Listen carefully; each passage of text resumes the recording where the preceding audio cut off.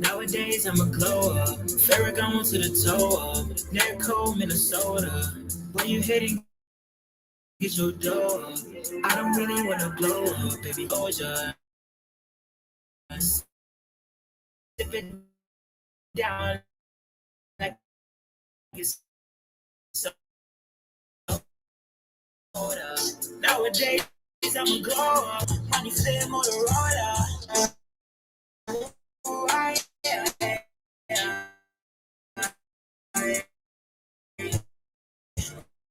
baby, I can be your man in this life.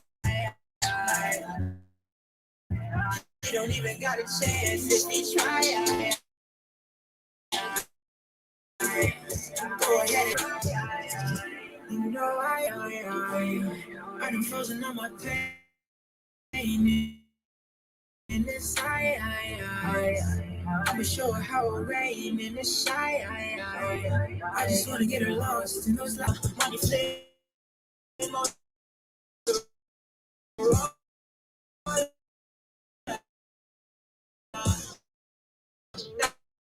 Nowadays,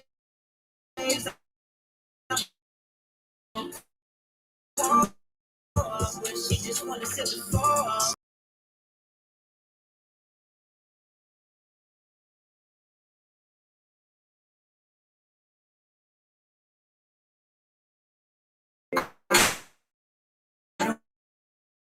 Really wanna blow up.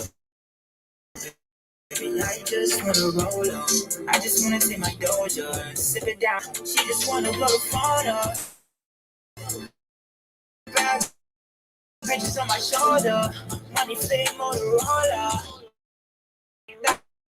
Nowadays I'm a war. She just wanna sit the floor.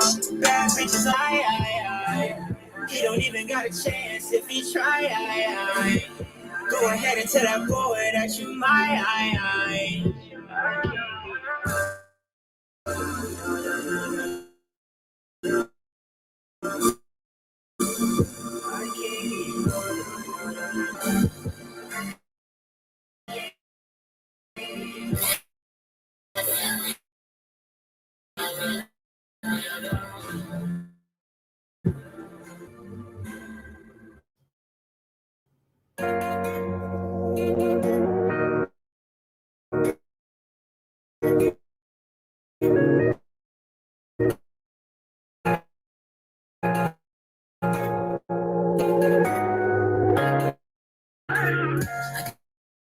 Guess I need more motivation.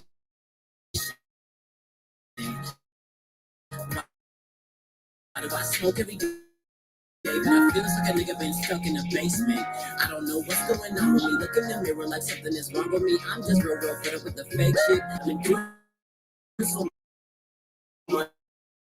No big if you could just help me out with a little bit, but I'ma come out of my shit again. I'm feeling like I'm going through it. Really, this is the wrong man. I wanna be smarter. I wanna go harder. Whenever the pain that is real. You can't get me down with the fun. Just I take a few hits and I share. I got the feeling. Niggas want all of me, at least a quarter of them wanna copy me. Don't forget a couple of me for the trouble me. I know the game, I'm moving too properly. Ain't nobody on my list sabotage me. Everything, baby. What do you want from me? Gas pedal, fast, go like Monopoly, go like Monopoly, yeah. I don't wanna hurt nobody. I just wanna love somebody. Know you see me at the party. Go wait till the after party. I don't wanna hurt nobody. I just wanna love somebody. The diamonds that come in, split with my team, stacking up on it. I've been through so much, every house has been haunted, but now I'm on path to do what I want and I love it. If shit don't come easy, yeah, it's never been crazy. My head's been easy to end up in me. Every day to the weekend, I wake up to love me. They just need every piece of my soul, part of me. But you don't know. Kept going on, yeah. I'm gonna be smarter, I'm gonna go harder whenever the pain is real. You can't get me down, I roll the punches, I take a few hits to the chin. You can't get me down, I roll the punches, I take a few hits to the chin. get a couple of people to jump on me. I know the game, I'm moving too properly. Ain't nobody on my less sabotage me. Hurricane, baby. What do you want from me? That's the I just love so. No, you see.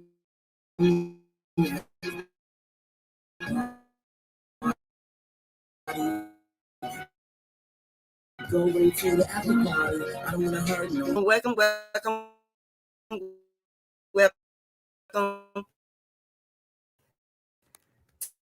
to Vino Entertainment TV, which is based on firearm violence, domestic violence, being molested, and what doing. How you doing? Hello, Sarah. I make sure y'all subscribe to TT over there to Chronicles over there. That she's doing so well on, and we want to make sure we keep her. Try to go ahead and get her in the algorithm and start getting her subscribers up, and as well as Toya new adventure on her channel. She's dealing with crime and matter of fact, she did her first show, I believe, a couple of days ago on her show about crime. So get along and play along nicely. You know what I mean? So we know that things have been going kind of crazy on the YouTube street. Whew, man, people acting crazy with the crazy, and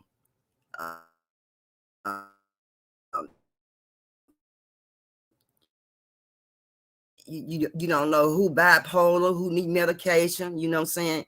You don't know who backstabbing, who ain't backstabbing. You know what I'm saying?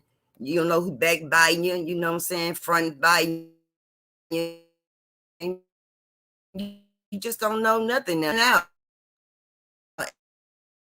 And it's really bad because it make it hard where you just kind of, you know, some time to have friends. You know what I'm saying? And friends are hard to come by. A true friend is hard to come by, but you can get a fake friend easy.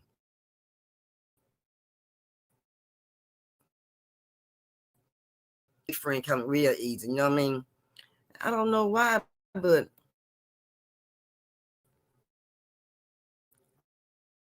I don't see any messages, y'all, on here.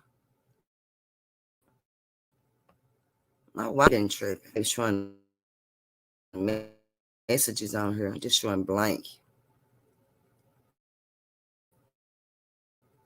I don't know. All my comments were blank.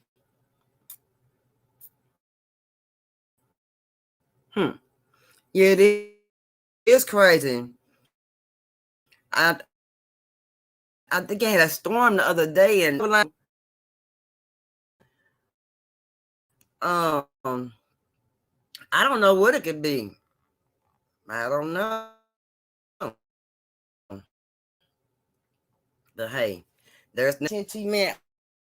All this stuff be together up in here on point blank. A1, it be together. One nothing be lacking. Everything be on point. But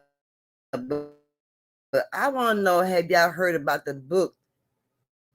Yeah, they are sending books homes with the kids, and some parents are not very, very happy about some of the books they're sending home. Parents are saying that they're, you know, the way things are now, you wouldn't be stunned about what's being brought home by the students in their backpacks nowadays. You know what I mean? Because it's a lot of things that need to be put in backpacks from the school house. You know what I'm saying? Like, what I was reading about signed contracts, and contracts, you know, they're fine if you're not buying by. So they are putting contracts out now for teachers,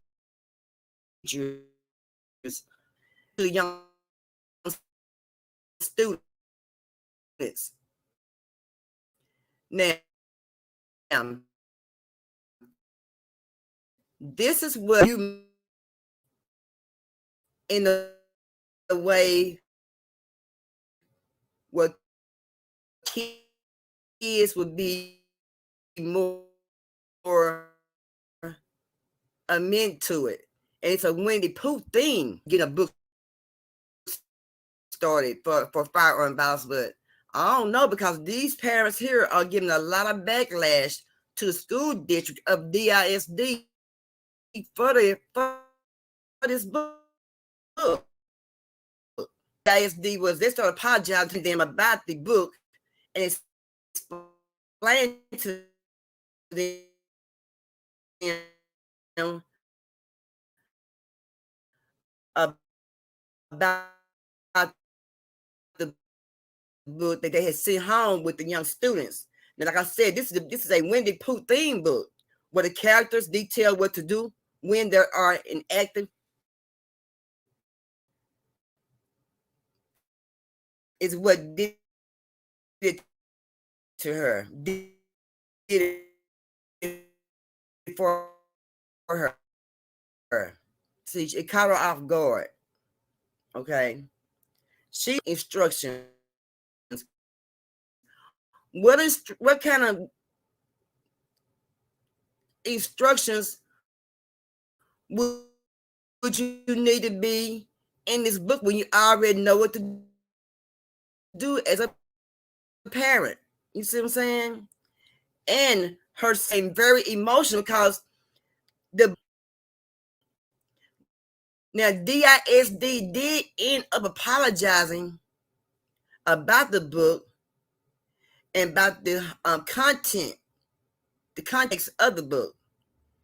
But this lady has 2 elementary boys, and they're both are deaf. Okay. Normalizing it with a Winnie Pooh book just to get kids to pay attention. What can you do? Kids are out of control now. They are on their own mind. They are doing their own things. They're not paying attention. We have to get their attention some kind of way, some kind of high wind where things do draw kids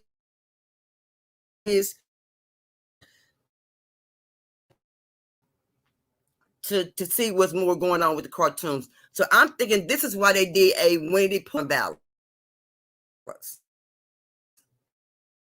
And I don't feel anything wrong with it, but the lady was very, very emotional about it. And I don't know why. And she said the pages where Pooh police appear. What's wrong with that? What is wrong with that? Let me read it again.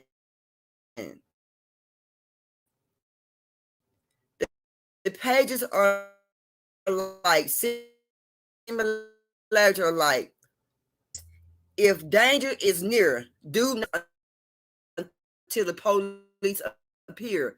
What's wrong with that? I don't see anything wrong with that.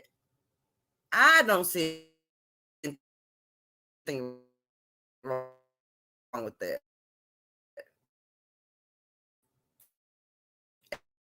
at all.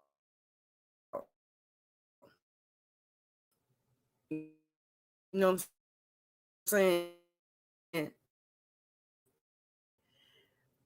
It's all you saying. It's firearm violence, so you are aware of it. And I don't understand. Even domestic violence right now is at the highest level it has been. The pandemic, So that's not true, and it's crazy, and it's sad. It's very sad. But DISD did respond with a statement, and they did say recently a booklet was sent home so parents could discuss with their children how to stay safe in cases. Unfortunately, we did not provide parents any guide or context. We apologize for the confusion and are thankful to parents who reached out to assist us in being better partners. Okay, I'm glad they did apologize for that. That's good. They did apologize for it.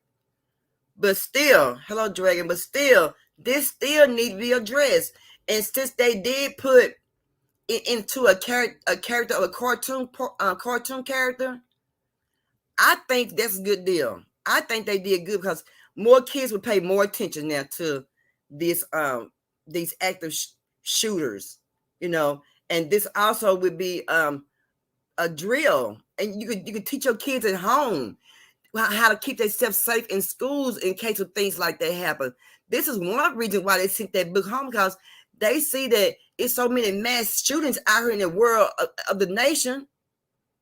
They got to put something out here to be recognizable. Hello, Miss Red, to the kids, you know. And I think that's a great deal when they put it in a Winnie Pooh characters, and it made it look more like a Winnie Pooh book for kids to get more of attention to kids, because right now there's nothing else getting kids' attention when it comes down to firearm violence. Just basically what being heard about, being someone coming down the hallway, being a mass shooter or something like that.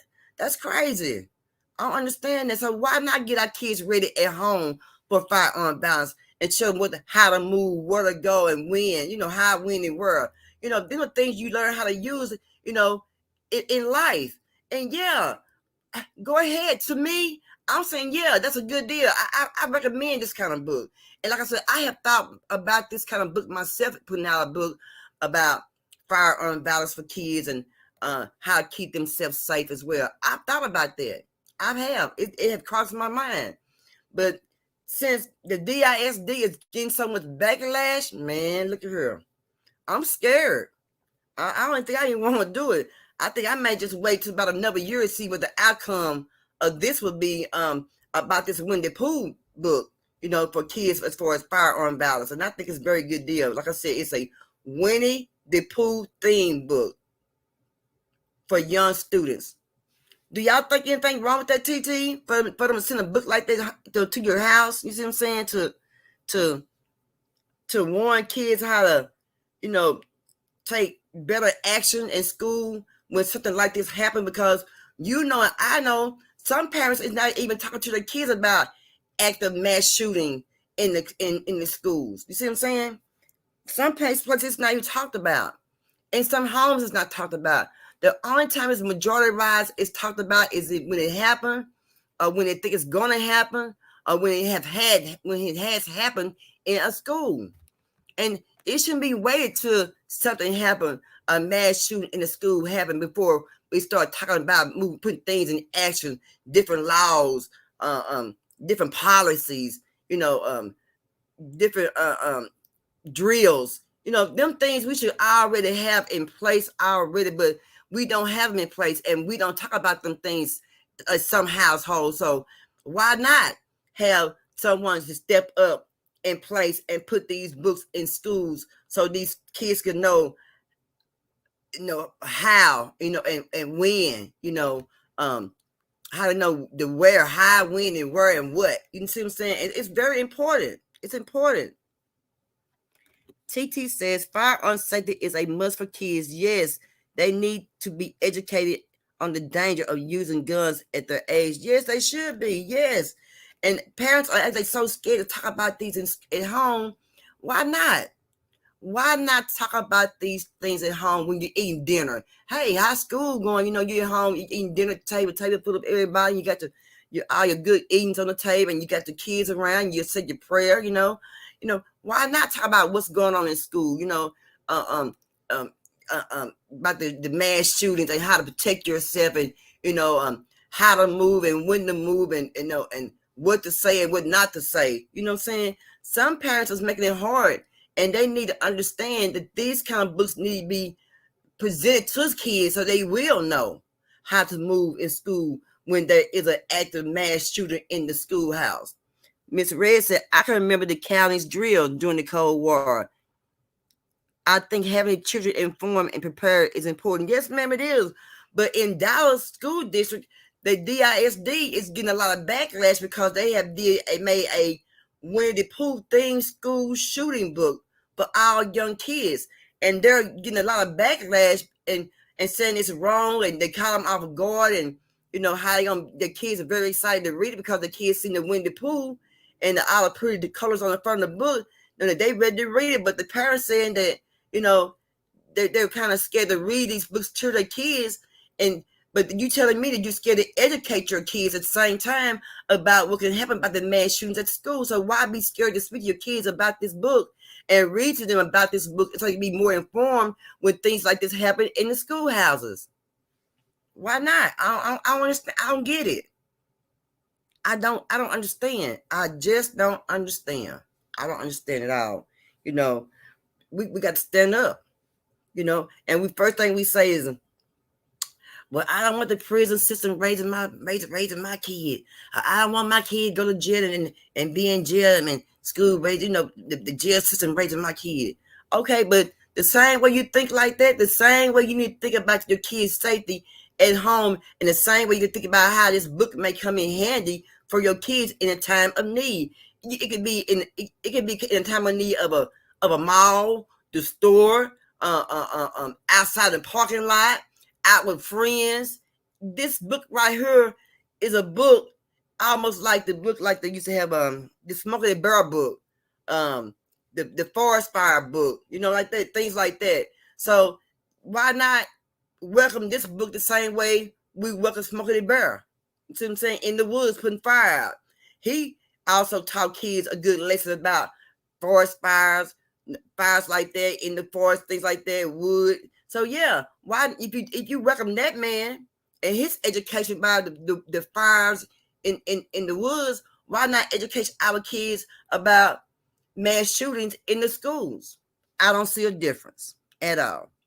Sarah says in California, they practice and do drills as well. Yeah, you got to. You got to. You can't be scared to teach your kids nothing. Remember, they are your kids. They're not your father, mother, sister, brother, auntie. None that's your kid. And you try and put all of the right common sense into your kid's mind.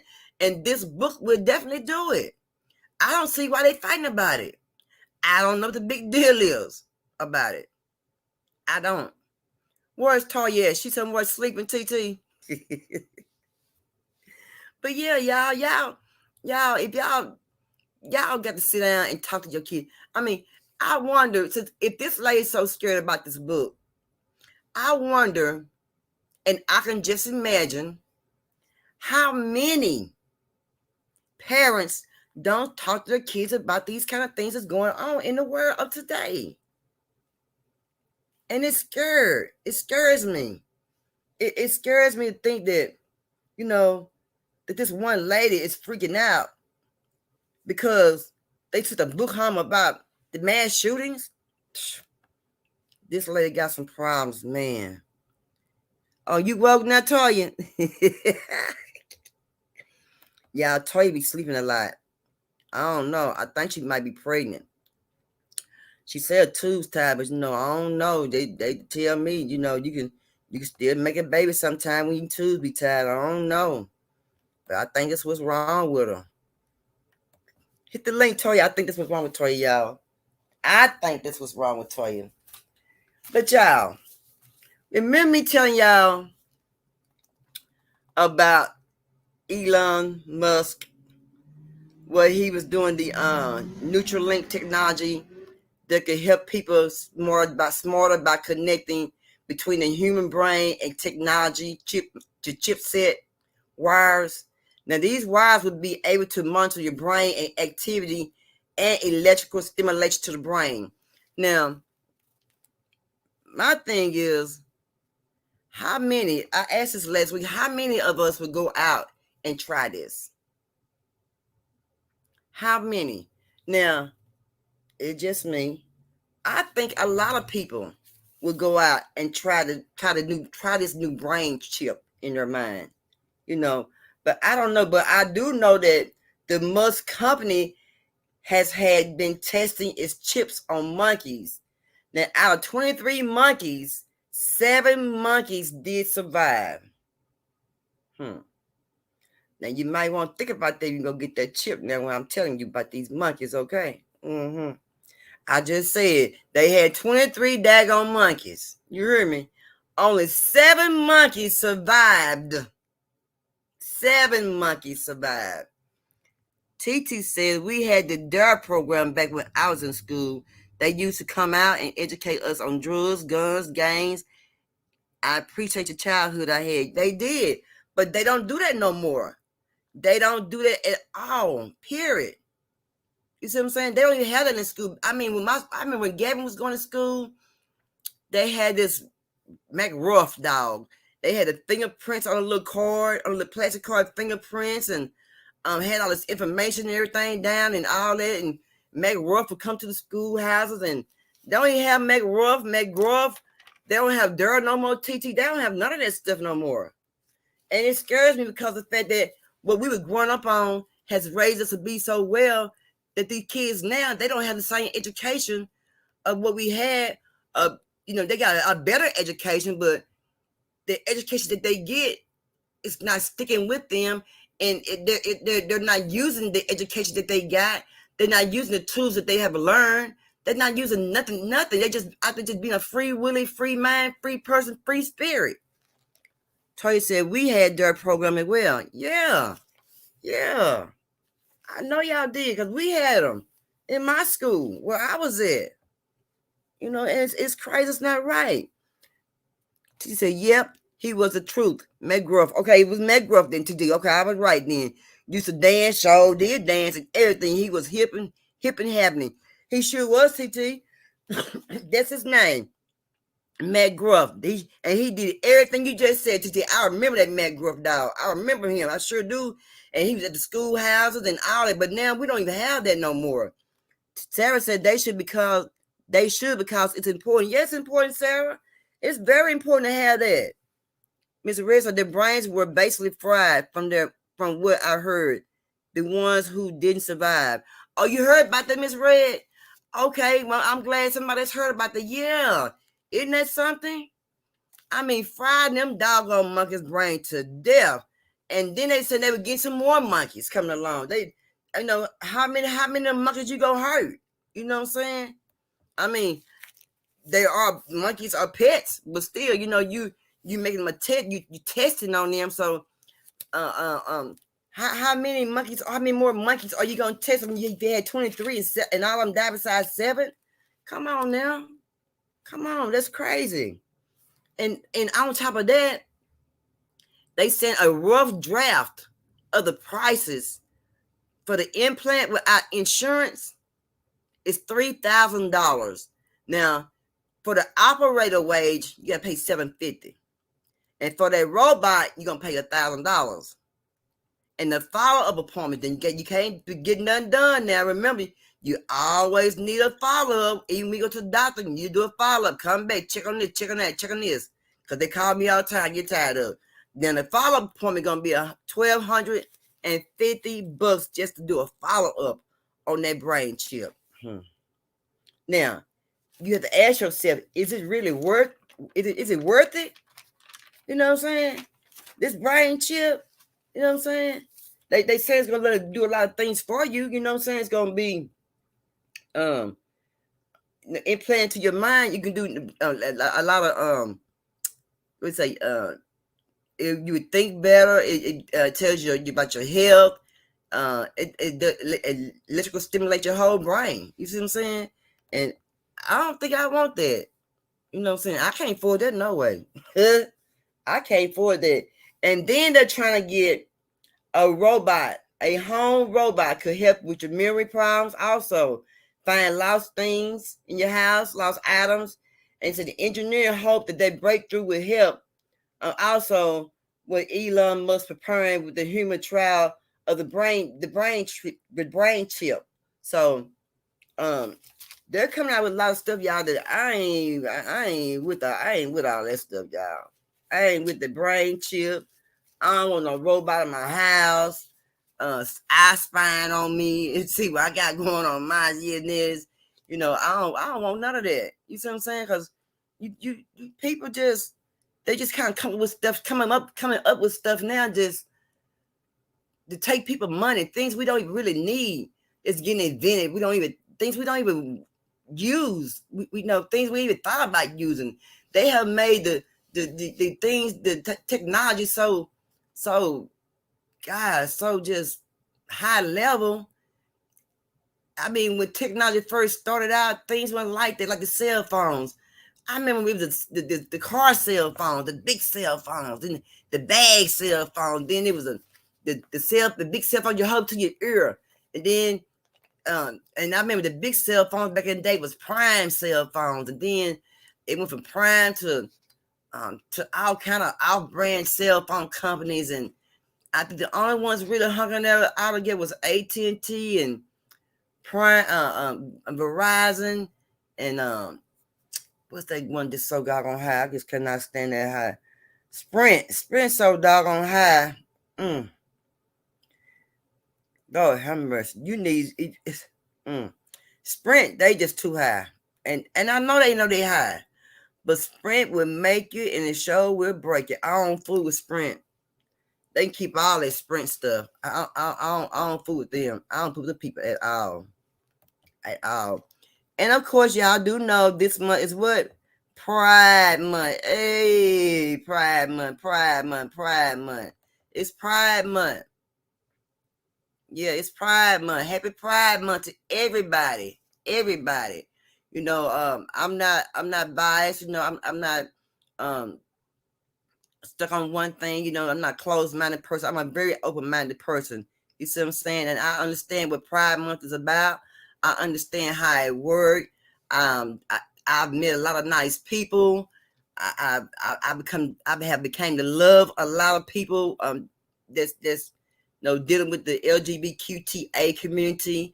I have nothing bad really to say about them, but I just wish that they would have more stricter laws than what they have as when it comes down as far as our children.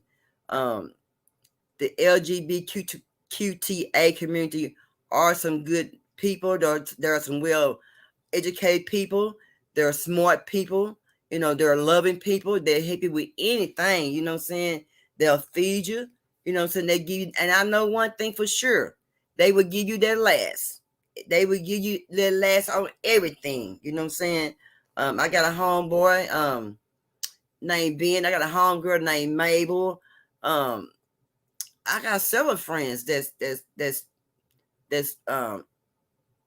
well introduced with the LGBTQIA community. Miss Red says, oh yeah, Miss Red said, I feel the chips and the transhumanism. Yeah, humanism is evil. I saw Blade Runner as a child and thought of AI has always creeped me out. It always creep you out, Miss Red. But when they put that chip gonna be, I think that chip is just something that they're trying right now. Hello, Dominique. I think that brain chip is something they're gonna try right now. Now, Miss Red, now tell me if I'm wrong. If they get that brain chip to work how they want to make it work, I'm thinking the next thing they're gonna try to do is go ahead and put that chip into our body, in our arm or something like that, for your credit cards and your identification, your driving license. I'm scared that if they let that brain chip passes and it goes well, if it goes well with 75% out of 100 or 65% out of 100, I'm thinking the next move is gonna be that chip is gonna be in everybody. Everybody will need that chip in their body. It's gonna be a requirement that everybody get that chip in their body to go about money, your currency, your credit card, your debit, your social, your ID, your driving license. I believe that's what's gonna happen next. If this works out really well on this brain chip, y'all better wake up. I'm telling y'all, that is what's gonna be next. I know it is. I know. Miss Red said, I don't want to, and I agree. Yeah, Miss Red, that's right. That's what's gonna happen. This is why they're trying all this stuff that's coming out, because if you notice, about a couple of months ago, I said that they are now putting robots in the emergency rooms. They're putting robots in the hospitals, because the robots are going to be some of the ones going to be doing the surgery on people, and also giving people their food and the trays, the food trays and the medication. The robots going to put a lot of people out of jobs. I'm telling you, I have heard this a couple of months ago, and I talked about how they were saying about how they'll have robots in the emergency room. I'm telling you, y'all better wake up. They coming. They finna do it. Cassandra said they trying everything. Don't fall for the okie doke. I know they're trying everything. I know. Man, and it scared me that the USDA did pass this law so this man can do the brain chip. If they pass this law this easy, this law was passed in May the 25th of 2023. They just passed this law. If this law being working out to be a good process, man, come on. Y'all can get ready for the next thing. They gonna be putting chips in our body. And you may say no for so long, and they may argue with you so long and gonna go back and forth, gonna be such a big debate and politic thing, and the Democrats gonna get into it, but the Republicans gonna get into it, because the Republicans, they gonna be the first ones think that it's okay to put that brain chip in our brain. And if they think that, well, somebody's gonna come, some smart guy gonna come along and say, well, if the brain chip doing so well, and we've been watching how it affect people and what's going on with it, if there be any kind of side effects of it, let's not go ahead and try and go ahead and put it to out the arms of everybody. You know what I'm saying? And before that happens, they're gonna get a few people coming there, gonna try it, see how it work out, everything, and they gonna go from there. Hello, Nama, watch, how you doing? And I'm scared, y'all. Y'all better hear me. Y'all better be scared. Miss Red say a push for society is one can work. They have to rely on the government for survival. If they put this brain chip in you and it goes well, that's what's going to happen. I mean, you're going to be monitored by anywhere in the United States, no matter where you go. That brain chip, that arm chip going to be the one thing that's going to be next, y'all. I'm telling you, y'all better hear me. That brain chip going to be dangerous, y'all. I'm telling you. And it's going to lose a lot of people, because if Elon Musk had did 23 monkeys and he lost 7, and just imagine humans. Those are monkeys. I'm not saying monkeys not humans, but those are monkeys, shoot. Cassandra said they're already trying to put chips in your hand, dolls and kids. Yes, I'm telling you, if that chip goes well, Cassandra, in people's brains, then they can come out with that chip going your arm. They gonna come out with that chip in that man, and that scares me. That scares me really, really bad. I just don't know. It's gonna be bad, y'all. And you're gonna have people running. And you hear people telling me, I don't want that in my body. I don't want to deal with that. But eventually, everybody, if a few people say they okay with the chip in their arm and they doing well, no side effects, yeah, you're going to get that chip in your arm. You're going to get it, or they might, if you don't get the chip in your arm, they might go by and try to lock you up. They might try to lock you up if you don't get that chip. Make you pay some kind of fine, imprisonment.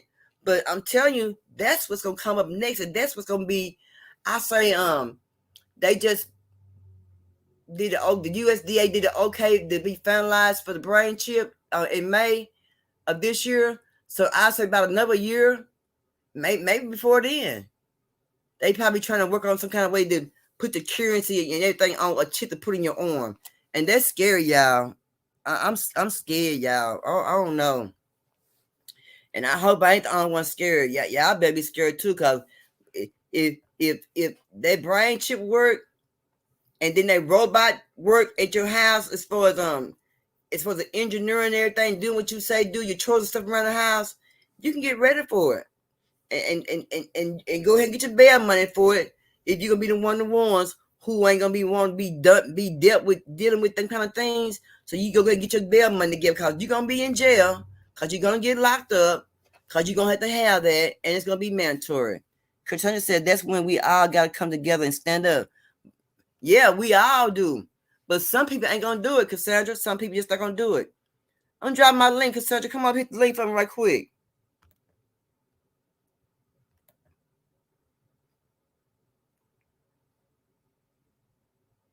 It's crazy. I don't want to deal with that. I'm scared. And I hope that y'all are scared too, because it's going to be hard. It's going to be terrible. I don't know what to say. What can we say? I ain't going to get it. I ain't going to get it. And you still going to go to jail because you saying you ain't going to get it? Yeah, you going to get it. You going to go get that jail time. Because I believe if you don't do it, they're going to offer some jail time for you. And that's when I believe the jail's going to get really full, because there's going to be a lot of people that ain't going to go for it. I know I'm not going to go for it. If I'm not going to go for it, just imagine who ain't going to go for it. A lot of people.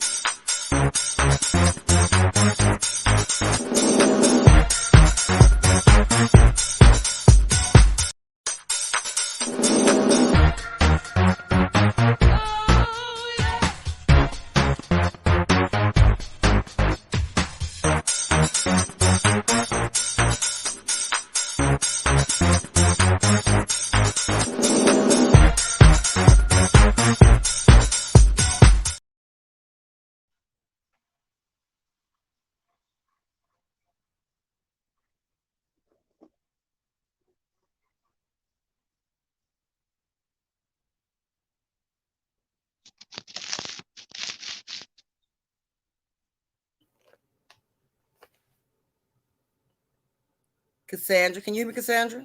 Yeah, I can hear you. What's going on, girl? Nothing much. So Chilling. what you think about that chip, that brain, that chip they're trying to put in people in brains? What you think about that chip? Them folks crazy. Them folks crazy. They've been trying that stuff for years. Remember the movie? Remember that movie Jamie Foxx was in where they put that chip in him? Let me see. No, I don't remember that. No, I remember that book. I don't remember that. It was a movie. Jamie Foxx was in it, and he was a convict, and they used him to catch the bad guys, and they put a chip in him to keep track of where he was at all the time. No, I don't remember that. See, they have to tell you what they're gonna do. That's why they put it in the movies, like iRobot and all that kind of mess. Yeah. They have to tell you what they're trying to do and what they're planning on doing. And they've been trying to do that. They're trying to control everybody. And black folks don't need. This is when we need to come together and make a stand for real, because they're trying to control everybody. And you don't have the right to control everybody. You're already trying to control the population. You don't have the right to control the population. Yeah, but they can't control the population. The population's out of control. They can't control the population. You know what I'm saying? They can't even do that. That's why that Contact 19 came about. To get rid of a lot of people. You see what I'm saying? Yep. They got lots of people. Lots of people. Man, a lot of people. Yep, they did. But that's why we got inflation. That's why we got inflation, because they trying to gather up all the money. The government can print money anytime they want to, 24 hours a day if they want to. They can print money. They don't have nothing to back it with. What they have is spending power, and that spending power comes from the black community. Well, look here. Okay, since you said that, they had gave the Democrats a deadline to come up with to figure out a plan, because they're saying that they have lost a lot of money. They're trying to say the Democrats spent most of the money, but it wasn't the Democrats, because at the time when all the money was spent up there, the other man was a president then. You see what I'm saying? The other man for the last 4 years, he was a president then. They don't do nothing but infight. That's all they do. They all they doing infight. Why they saying the Democrats spending all the money is because the Republicans don't want their money to go to Ukraine. That's what it is. The United States sends money all over the world every year, all over the world. And the reason why they use that little ploy, and we always a footstool, the black community always a footstool. They use that little ploy because you have more of the black Americans go and vote Democratic. So they saying the Democrats spending all the money. The Republicans is more about business. Neither one of them don't give a damn about us. Right. You're right. I know that. Yes, ma'am. Yes, ma'am. The Republicans, they know we spend money and we about business too.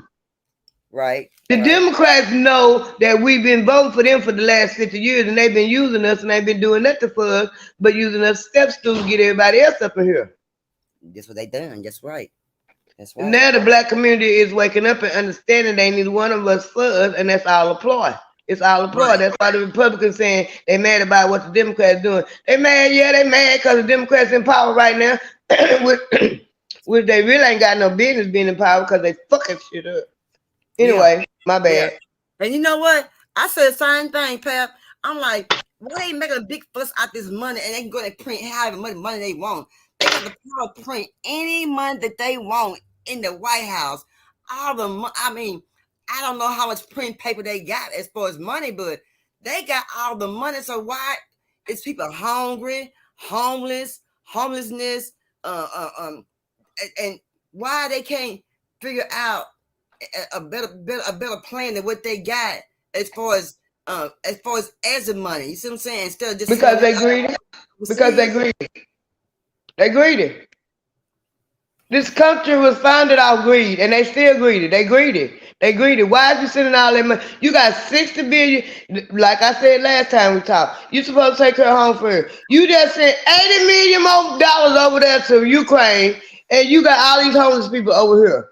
Why you even over there in that mess with Ukraine? They ain't got nothing to do with you. That's Ukraine and Russia. And Ukraine is Russian. It's Russia. It's just a country in Russia. Run by somebody else that's friends with NATO, United States, and their allies. Right.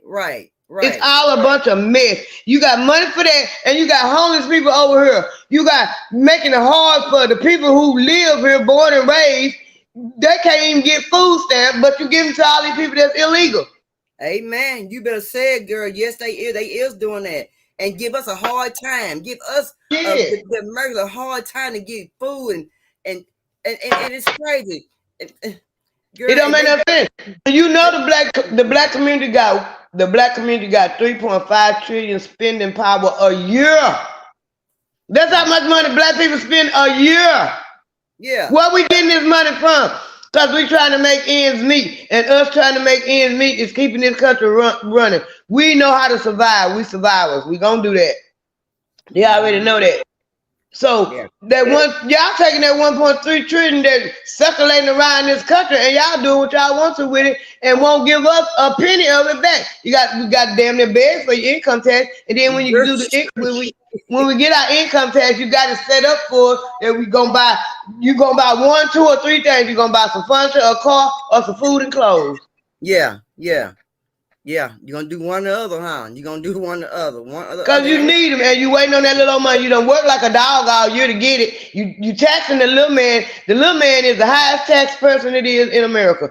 The corporation, that's what they're mad about. The Democrats get in office and they want to act like they're gonna help the little man. They gonna give him tax breaks and all this. When the Republicans, they give them corporation tax breaks. They give them 100 miles an hour. Then the Democrats get in there and you give the little man a tax break, but you didn't take the taxes back from the corporation. That too, you should be taxing. You don't stop what the Republicans put in order, because y'all in business too, and y'all making money too. Amen. But see, the thing about that is they don't want nobody to get ahead. They scared somebody get ahead. You know what I'm saying? They did a little bit too much. You see what I'm saying? And they don't need them. You see what I'm saying? They don't need them for nothing. You see what I'm saying? So as long as we need them for something, they always got some in their pocket. They don't never be broke as long as we need them. You see what I'm saying? And that's why they don't want us to come together. Cause look at all the Black Wall Street, Oklahoma wasn't the only one that was the only one they bombed. All the rest of them, they burnt them up too. They know if we come together, we're gonna have our own economy. We don't need them. We don't need them. They want us to need them. They can't survive without us, but we can survive without them. Yeah, but and my thing was, I during Black History Month, I did some things on Black Panthers.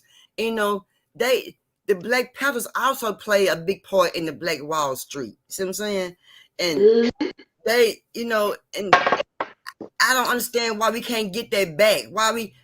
I know we got Black millionaires, billionaires, trillionaires, you know what I'm saying? Why we can't get our Black Wall Street back together like we had it before they burnt, like I said, they burnt some down and, you know, and they locked majority of the Black Panthers men. They locked up in prison shit. Because crimes. Because them people did two things perfectly in the black community. They put fear in the Black community by killing all the people that was actually standing up for us. So they put fear in the Black community. Then they did divide and conquer. And that was the most important thing. They divided us. That's the reason why they've been holding us down for so long, because they divided us up. Yeah, they did do that. Then they did that. And when they divided us up, they thought that's how we would lose our power. Mm-hmm. And that's how we lost it. Yeah, we lose our power, and that's how we did. And when they had, like this, when they divided us up, they made us lose our power, and they knew what they was doing when they made us lose our power. And they also made us go down to our community, the Black communities, go down to just basically just the waste of trash. Yes, they trying to kill us out, and they can't do that. They're not gonna be able to do that. To show you how evil and greedy that they are, the Black Panthers started the WIC program and Head Start. Yes, come on now, preach. You better preach, sister. Yes. Okay, and then for a long time, the only people that was really doing Head Start was Black people. Yep, they sure was. Even after they smothered killed the Black Panthers and killed all that out, the Head Start was still going on. I went to Head Start. I'm 55 years old. I went to Head Start. I did too. Come on now. All my kids went to Head Start. Then the government took over the WIC and the Head Start. Yeah. And then now what's getting WIC? What's getting WIC? What's all in the Head Start school? You can't get the Black kids in the Head Start school unless it's in the public school now. They ain't standalone by themselves no more. They in the public school. Yeah. Cause when my son was going to school, he started school at 3 years old. My oldest son started school at 3 years old. He was 3 years old back in 80 something. He started school at 3 years old. All of my kids did too. I started school at 3 years old in Head Start. Yeah. Yeah. Now our kids, they go to school because they are a different breed. They so smart too, it's pitiful because of all of this electronics. So they still got the draconian ways of teaching them that the way they taught us was good. It was good, but these kids are far more advanced than we are, and that's too slow for them. Yeah. And these teachers ain't equipped to teach them. And then when the Black kids come through, they label as ADHD, slow learners, all ADD and all this kind of mess, because y'all don't know how to teach these kids now, because y'all done put all these electronics in front of them and they learning from that. Yeah. You know, some kids, I guess when we were growing up, Pep, I guess some kids might have had ADHD, but if they did, shit, you couldn't tell because their kids going to school no matter what. Mm-hmm. You know, and then they had they had classes for the slow learners, but still they still was in class. But they didn't label them as ADHD. It's just how people who need help. But now they call ADHD, call them crazy as hell and everything now. Yeah, and the government got their hand in it so deep. The government, the pharmaceutical companies, everything, they got their hand in them so deep. It's pitiful. Yeah. Because they breed. They get the little black boy, they say they all hyperactive ADHD. You got to put them on this medicine. Yeah. You got to put them on this medicine in order for them to come to school. And they telling you the medicine that they got to be on, not you take your baby to the doctor and see what best medicine fit him. They telling you what kind of medicine you better come back to that school with. Yeah. And I ain't telling you what I'm telling you what I know for facts. Yeah. Yeah. Then the medicine, the kids like zombies on the medicine. You eventually, if they weak and you don't, they weak. It's blowing up their hearts. That's why these little 15, 16-year-old boys dropping dead in middle school and in the 9th grade because earlier on in their life they was on their ADHD medicine. Yeah. Ain't nobody telling it. Yeah. And it's blowing up their heart by the time they become teenagers. Yeah. No, they ain't saying nothing about that at all. Because pharmaceutical got their hand all in it, and the government, the whole 9 yards. They're not teaching them. I hear so many kids. I hear my grandkids here. I know I watch them. I help raise all of them. I know the ones that might need a little help. I know the ones that are extremely smart. I know the ones average. I hear all of them say it's boring at school. Yeah. Yeah. It ain't like it was when we was going to school. We was happy to go to school. Whether we go do some work or not, we friends and they all say it's boring. The teacher ain't teaching me nothing. I ain't learning nothing. I hear it from all of them. I got one. She's smart. She goes to school every day. She don't miss no day. She's very smart. Always been on AB on the road. Next year she'll be in the 11th grade. She is boring. I'm not learning nothing. They're not talking about nothing. Dang. Yeah. Yeah. And I sit up and I look, I got all age, I got grandkids, all age frame. I look at all of them. They're not learning nothing. They're not learning nothing. They're not teaching them nothing. But you know, but my thing is this right here. You got two things. You got one, you got teachers that go to school that really back when we let me just start over. When we were going to school, we had teachers that cared. Mm-hmm. They care about education. They care about how we lived at home. They care about how we dress. We didn't have no shoes. We had no food. They did that shit back then. But now they don't come. Teachers don't come to your house. The principal don't come to your house. The parents don't go to PTA meetings. And if the teacher, if you come to school with no shoes on, no socks on, next thing you know, CPS knocking on your front door. Yeah. Yeah, back in the day, it used to help. And back in the day, the CPS was when we going to school, I ain't nothing about no CPS. Thank you. We ain't know nothing about that. No. We ain't know nothing about that. I never have heard that until you know I started getting old. As I got older, so I had my own kids. That's like my CPS. What's that? You know what I'm saying? I ain't know about that. You know what I'm saying? And I don't know. We just in the country. We wasn't just up with the city stuff, but how it went. We didn't know nothing about none of that old crazy stuff. No, it ain't so much as where we was at because it worked everywhere. Because they was doing it all over. The teachers, even in the big cities, they cared about the kids. Kids didn't come to school. They might put them to the side, you know, when everybody leaves out the classroom, give them a little sweater or something. You know, when ain't nobody looking at the lost or find. They did it in the big cities too. But the government... That's what I can say on YouTube, and y'all decipher what I'm talking about. They just stuck their hand in everything to divide and to kill us out. They just ruin it all. It's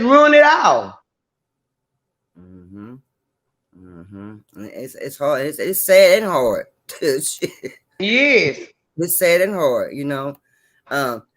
When I was growing up, you know, it's a lot of things I never even heard about. You see what I'm saying? Till I got older and moved to different places. And then as I got older, you know, I moved to a different place, to a city. But you know, things I heard in the city, you know, I wasn't hearing back. I heard now in the city. I never heard in the country. You know, when I first came to Texas, You know, I was going to work, and I was me and my homegirl, we were catching a train, and I may have been in Texas maybe about 3 weeks, maybe 3 weeks to a month, and I just seen this lady Pap just digging in the trash can. And you know, I'm come from Arkansas. You know, I ain't never seen nobody digging no damn trash can before in my life. Digging this trash can, I'm like, and I just stopped. And I must have just been looking at her so hard. She had to tell me that she was trying to find her some cans. That's why she digging the trash can. And the way she was dressed and looking and bad, I'm like, what the hell wrong with this? Like, I've never seen this before, but now I see her. But when I go back to Arkansas, I don't see bums hanging on the street with signs, or I don't see no bunch of tent. I don't see no tent cities and things like that. But here in the city, I see all that. You know. Yeah, you got more people in the city. You're gonna see a whole bunch of different stuff in the city than you will like out further. In the country, like in smaller towns, you're gonna see some stuff in the city. Yeah, some crazy stuff. You gonna see a whole bunch of crazy stuff in the city, and you know, like when I was in Arkansas, you know, I didn't see no homeless people. I didn't see no crackheads walking around standing on corners at the stores, outside the stores, begging for money. I didn't see none of that stuff.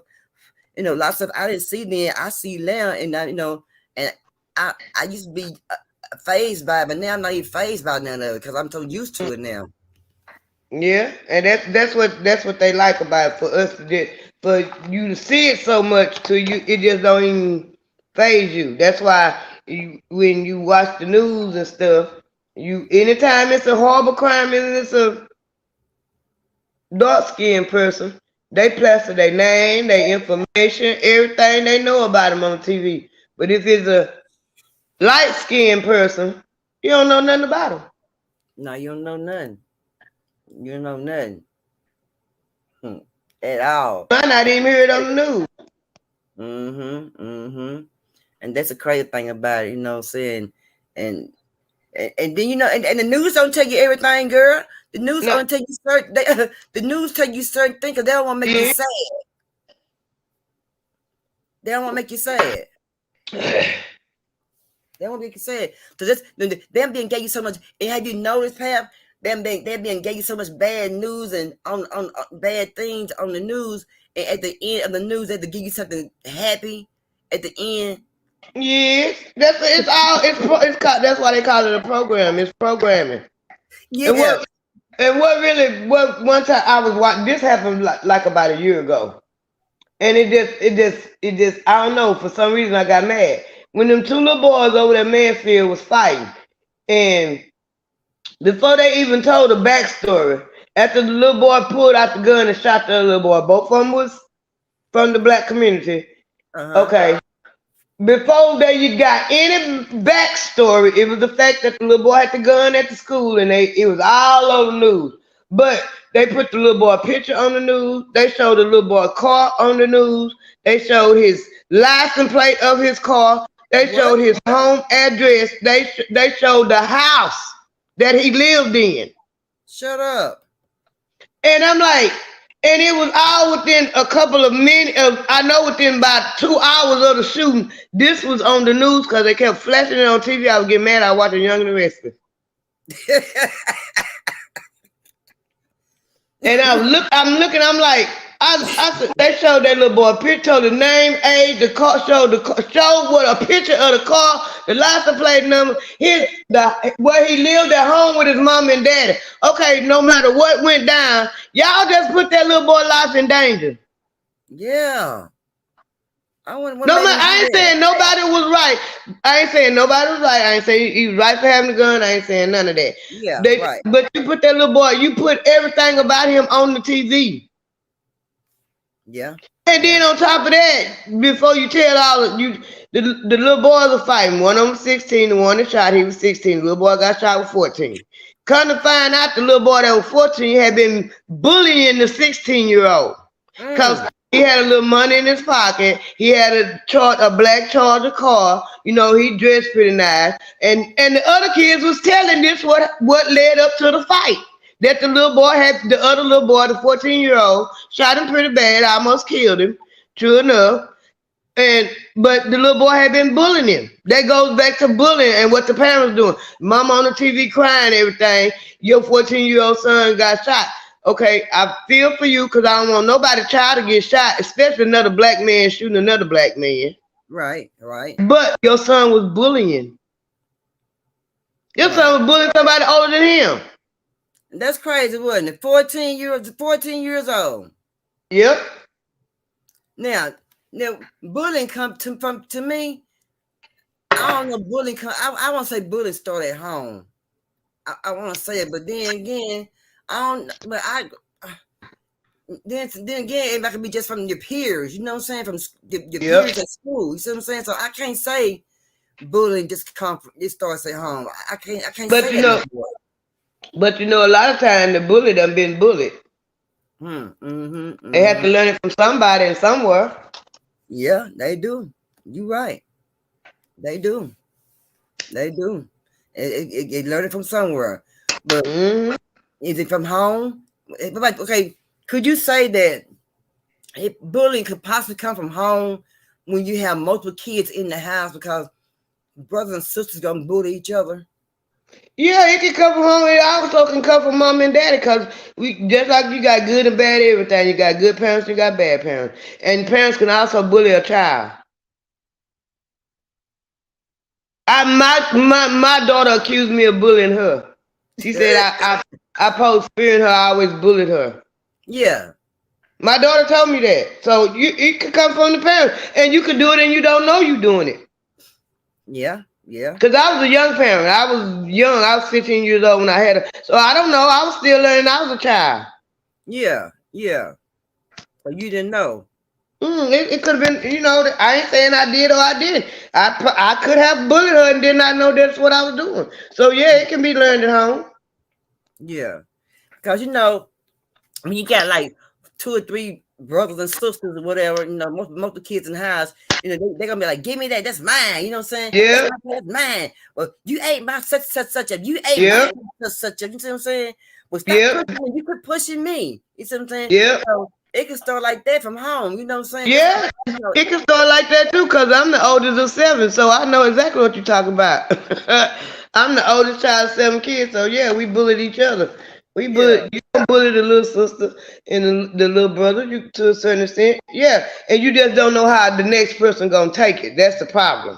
Right, right. They can become the bully or like these little kids killing themselves because they've been bullied. You never know. Yeah, yeah, yeah. This month is the month for Pride. It's a Pride month, and right now it's been a lot of backlash going on with Pride month. Have you seen that the Bud Light can yet? The Bud can yet? That's all my husband talking about. But has he had one of them beer cans? Have you drunk out of one of them beer cans, your husband? No, he didn't drink. They boycotting it. They don't. A real black man don't like that shit. Yeah, they are boycotting the hell they can. You hear me? And they boycott. They fighting people. They threaten people at Target for selling that stuff, and they started Target. So Target right now they pulling everything out the market, out of the stores. They don't want their stores at all. Cause I think more people is beginning to speak up about the real thing about that pride, because it ain't nobody business what you do in the bedroom, and it don't need to be all out in the street. Yeah. Hey TT, how you doing? Hey, salute Miss Perp. Salute Miss Sandra. I really enjoy y'all. I just wanted to come up here and tell y'all both that I really enjoy y'all's conversations when y'all get up here on this panel together. So salute to y'all and salute to the chat. Hey Perp, you were on the topic of agendas, and I wanted to come up here and just give y'all a little bit of insight. Maybe about 7 or 8 years ago, me and my daughter's dad, we were researching stuff on the internet. We came across this Agenda 21. Okay. And a lot of people don't know about Agenda 21. Somebody from the Black Web leaked the government documents. Okay. And yeah, it was a total of 21 government agendas to depopulize not just the United States, but hopefully the whole world, and make this a one world government. And so what we read and saw at the time was agendas to incarcerate the majority of the Black African American population, start of a race war, okay, infectious diseases and viruses, okay. I would have to go back and really look and see if I can find it again, because I think at the time after we had seen it, I think after we went back to try to find it again, it had disappeared. Okay. But child, when I tell you that stuff is deep, and literally, if y'all remember back when George Floyd and Breonna Taylor and a lot of other Black African Americans was being murdered by the police, that was the start of a race war. Okay, yeah. It got really bad. Yeah. You had police on police violence occurring back to back, remember? Then it just abruptly stopped because we were retaliating back. We were marching in the streets. We were protesting. We were, Black Lives Matter. Yeah. All of that stuff had came into play. Yeah. But the Georgia Guidestones, which are still standing, is a stone monument, okay, that was placed there somewhere out in Georgia, and it gives you a detailed description of one of the main agendas from the government. And it all coincides with each other. Yeah. Messing with the weather pattern, famine, disease, all of it, child, was in his agenda. And at the time, I wouldn't consider myself a conspiracy theorist, but I was very intrigued, and I wanted to start asking people what they thought about it. So I stopped a random police officer on the street one day. Well, actually, he was out there with a police. They were having some sort of police convention, and they were out there drinking beers and cracking up, laughing at whatever jokes they was telling. And I stopped this African American police officer, and I said, "Hey, sir, I got a question for you. Thank you for your service, by the way. But I just want to know, have you heard about Agenda 21? That man turned gray, perp, and bust out in a sweat. And he turned his face away from me, and he said, legally, I can't discuss any government agendas. We take oaths, man. You want to hear my opinion on it? But I encourage you to keep doing whatever research you're doing and waking yourself up. You want to hear my opinion on it? Never been the same since then. And I'm telling you, Brother Book told us about the Zeitgeist documentary, and I didn't know people even watched it or talked about it because it's so sealed. You see what I'm saying? Dang. They think we can't educate ourselves and find out, but we can find out, baby. And when I tell you being woke is something powerful, it's just like reading the Bible, that good book. You want to say that Agenda 21 is playing out, has been playing out for a couple of years. Incarcerate the Black man, Joe Biden, he called it Biden's bill, the 94 crime bill. They put the dope in the neighborhoods, in the Black neighborhoods, and then they came and locked us up. It was all part of their plan. Sure was. It was all part of their plan. But see, what they don't think about is it not just affecting certain communities, it trickles down on their communities as well. Yeah. And start hurting their people as well. This what I told my husband, I think it was in 2008. It was 2007, 2008. Anyway, you know how every time some new technology come out, the Black community always the last ones to get a hold to it. And then when we get it, we run with it. We make it turn upside down like the internet. Yeah. Yep. Back when they first made it public to the public, you gotta go get through cable, and just like the cell phone, everything, you down off in the woods, you can't get none. First it was dial up and all that money. And I told my husband, I said, they trying to keep that internet away from us. I said, but over though, the internet is gonna be the one that but still, it's gonna turn That them upside down. it's their worst And if nightmare come to pass. It sure is. it We sure is, always got to upgrade technology to stay on top of stuff. You see what I'm they saying? they forget about that $3.7 trillion spending power. Uh-huh. Exactly.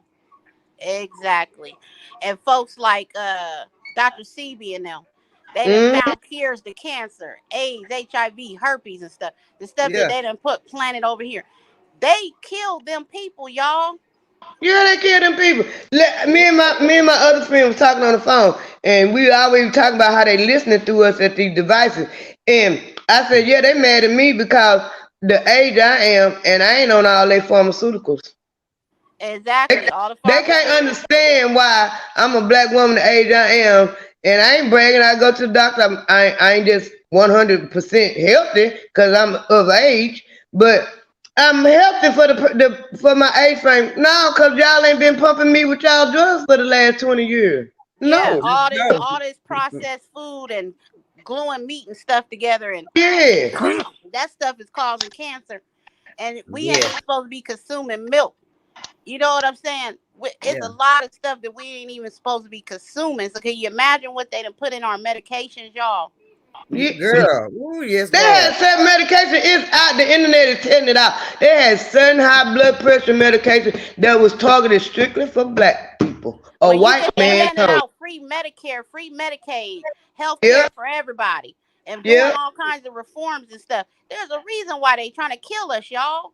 Yeah, they yep. is. Yeah. They is. They doing that. And they talking about starting a race war. The race war been started. It been done started. That just got out where people actually know that it's in the forefront. They leaked that to the forefront that they've been trying to start a race war. Yep. They've been trying to do it, and Been trying to do it. Yep. they figured because it's more than one way to fight a war, and they knew killing our black men in the middle of the street with their hands up in their cars, Yeah. running, just shooting them down. They thought that was gonna really make us show our ass, and Uh-huh. it sparked the fire, and we got out and we let them know that we tired of this shit with the Yeah. Black Lives whatever, with the uprising, put it that way, Yeah. of 2020. We Yeah. let them know we tired of this shit and we ain't gonna stand for it, but we're not gonna fight y'all the way y'all want us to fight y'all. And when We we gotta start sit fighting back, we gotta when we sit our young black kings down and teach them how to yep, respect the police, how to be nope, bashful to the police. They there to protect and serve. nope, Yeah. nope. Yeah. You know, I ain't sitting. little I'm not Tyreek out sitting. in Cleveland, Ohio. He playing with a BB gun. Police bum rushed that little baby out in the park and gunned him down in Trayvon, broad daylight. Tamir Rice shot that boy down. Within 3 seconds from stepping out the car, he shot that baby down. Sure did. And Didn't then tell him to handcuffed his stop, put sister his and hands put up, her in nothing, the and back. shot that little baby down. Then Yeah. handcuffed his sister and put her in the back seat of the police car and let her watch her brother die. That's crazy. Stepped on That's George crazy. Floyd's neck till the man couldn't breathe and passed out, died in broad daylight. I'm not going. I learned a long time ago. I guess it's just from the era I come up in. I was not gonna teach my sons to respect and how to interact with the police. I was gonna teach my sons and my grandsons the law. Yeah, Right. teach Cause him the law. that piss them Teach him off their worse than rights. it. They hate for us to know the law, but when you know that law and know how to conduct yourself with that law, then you got a better chance that way. Cause they're trying to get a reaction out of you. I've been doing that since I was young. I have always tried. They want to get a reaction out. They want to make us mad. They want us to fire us off the handle. All you got to do is know the law and let them know you know the law, and that'll piss them off worse than anything. That little young girl out in Baltimore, this was a few years ago, was a sovereign citizen.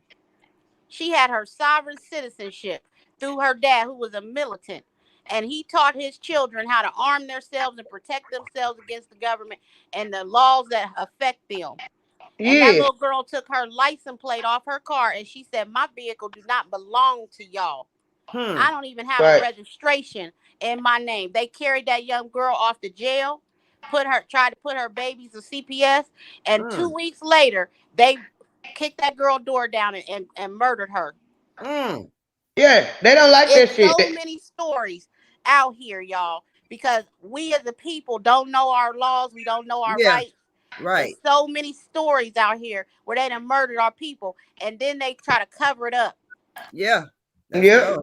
Yeah. yeah. And they Just don't get like away with it. They don't get some. They let someone get. They get someone get away with it. They get yeah, away they with get it. away with it. Yeah, they get away with it. But that's the reason why that's why Amber Geiger locked up. That's the reason why Aaron, that dude that shot the little girl in Fort Worth, he locked up. That's why Derek Chauvin locked up. That's why Kim Potter went to jail. Cause we let them know to that extent that y'all can't keep shooting us in the street and don't go to jail. Cause we shoot each other in the street, we going to jail. Yeah, we going to jail. Exactly. We going to jail. Exactly. Yeah, we And we going to don't jail. pin each other against one another as a race. We love No. all races of people, but we got a messed up government, y'all. Yep. We got a messed up government that want us to hate each other. Yep. So when we come over here on YouTube and we be trying to, embrace our Caucasian brothers and sisters that love us back and show us respect back, it's always a damn agenda to get us to go after each other. And somebody done said the N-word. Somebody done Yeah. did this. Somebody done Yep. did that. The Yeah. government want that type of stuff to happen. I ain't no Yeah. coon. I ain't gonna be addressed as one. And to that KR83, if you're in the bushes, if you somewhere, any damn where, you Let's gonna give go. me my respect as a black woman. Let's Already. go. Get on him too, cause he don't know what he was talking about. They made me really mad calling us a coon because we owe the support and send the right thing for our young brother Mahir, because that man didn't do nothing wrong. You see what I'm saying? That was crazy. Salute RH. That was crazy. You know what I'm talking about? Yeah. And they were just hating on that man. Some of my bestest friends, closest friends, have been Caucasian and stood up. I got a sister-in-law that's Caucasian. I got a biracial god baby, and y'all know how I feel about my squeak. Oh yeah. Oh yeah. I'm gonna fight for them like they fight for me. But I don't mean, just out here throwing around racial slurs at folks, because you don't know what people went through. You don't know what people been through. this my thing. It's like people that they tell me, she don't like white folks. She don't like white folks. As a whole, no, I don't like white folks because I know they diabolically evil. I'm just gonna be honest. But just to say I hate all white folks, no. I have two biracial, a niece and a nephew. I have biracial cousins. I don't hate white people like that because I can't. They white and they black. Right. Right. You understand what I'm saying? It's just the concept of, you gotta know when people. A lot of times people don't know when they calling other people coons, they don't understand. As long as you understand the concept of white supremacy, those are the words. As long as you know, my grandma even taught me. She said, "All white folks ain't bad. You just gotta pick and choose, get to know the people, cause they'll let you know who they are." Right. And I got a white friend right now. Love me to death. I love her to death. But I understand the concept and the construct of white supremacy. I've gotten some of the warmest hugs, most sincere smiles and hellos from people of different races. So I can't just sit up here and blame all people for the bad choices of some few. Yeah. See what I'm saying? Just like I don't want to be blamed for the choices of my race of people. Right. And the mistakes that my and race besides, of people if you in tune with yourself and things around you, can feel people's bad negative energy when they come around you. Sure can. You can feel that in black people and white people. You can feel the negative energy. You can tell when a white person is sincere, just like you can tell when a black person is sincere. You can tell when a white person is negative, just like you can tell when a black person is negative. Yep. Right. Right. Even me, I got white nieces. I got a white nephew. I got my niece is married to a white guy, and I mean, I'm not even nowhere near racist. You know what I'm saying? And and why be racist? Because my thing is, why be racist if, just say for instance, if I gotta go to the hospital and this white person gotta go to the hospital, right?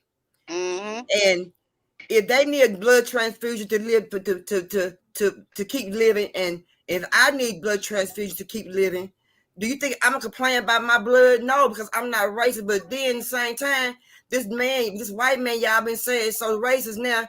It's his choice to take this blood because he don't know where blood coming from, a black person, white person, or just go ahead and die. You see what I'm saying? It's Yep. just like it's the evil to say I don't want this blood in my body because I don't know if it came from a white man or what. I mean, from a black person now, so I don't even want this blood. So you trying to tell me you're gonna die because you don't know where this blood come from? Where I'm from and where y'all know what y'all from. Hey, blood is blood. That blood gonna make you live no matter what. Blood don't have right. you know what I'm saying? When it's time to live your life and life be lived, it don't matter what the blood come from, or the leg come from, or the kidney come from, or the heart come from. You just trying to live your life. Exactly, Perp. So I don't understand why I would want my organs and blood to go to somebody who's in need of it. I don't care what race of folk they is. Right. Just like my brother got 5 kids. He got 3 by 2 black girls, and he got 2 by 1 white girl. So I'm gonna love that niece and nephew less because they mama white. No, those are my nieces and nephews. I love them just the same. Right, Miss Cassandra. Yeah, love don't see color, and at the end of the day, I'm here to just let y'all know there is an agenda to separate us, y'all. Yeah, it is. We don't need to be developing platforms and social media sites to down and hurt each other in that way, because we got enough of it going on out in the world. Right. Yep. And it's an agenda. It is an agenda. It's been an agenda since way back from the beginning of the time, since the beginning of slavery and then on. Yeah, but my thing is, we all have had a hard time building our house, so why should we let a fool come by and pluck our house down? Yep. Yep. You're right about that. And it's hard. I mean, I know it's hard for some white people, that I know you have mid-grade white people, you got poor white people, you know what I'm saying? But even the mid-grade people also think that, their life is better than anybody else's life. But my thing is, ain't nobody's life better than nobody. All our life is the same life when it comes down to life and death. Exactly, Pert. We share the same struggles. Yeah, you're right. And then you got to look at it like this too, kind of from a logical perspective a little bit. Just like we have trauma from slavery, them white people that feel like I don't want that blood because it come from a black person and you N-word and them rednecks as we call them, that's their trauma from their ancestors. Just like our trauma from slavery, they got their trauma from their ancestors too. Just like their ancestors hated us, mistreated us, it's still in them. That's why they still hate us and still mistreat us. Yeah. But have y'all noticed though, the white population is falling off? Yeah, that's why they're doing. That's why they got their Agenda 21. They've been knowing it. They know they dying out. They know they dying out. That's why they got the black women trying to pump for abortion, because they know on the whole black women don't believe in abortion. That's the reason why they got the family planning clinics in every black neighborhood, because we have more babies and we reproduce better than they do. We have more babies than they do. They can't reproduce like we. They know their numbers are lower. That's why they're trying to take as many of us with them as they can. And that's why they say they want to keep where the whites are with the whites and the blacks should be with the blacks. They should be mixing blood because they want to build their population. Oh yeah, they never wanted no blood mixing. Yeah. And this always been my thing, because I'm this one type of person, cause and effect, and what goes around comes around. Yeah.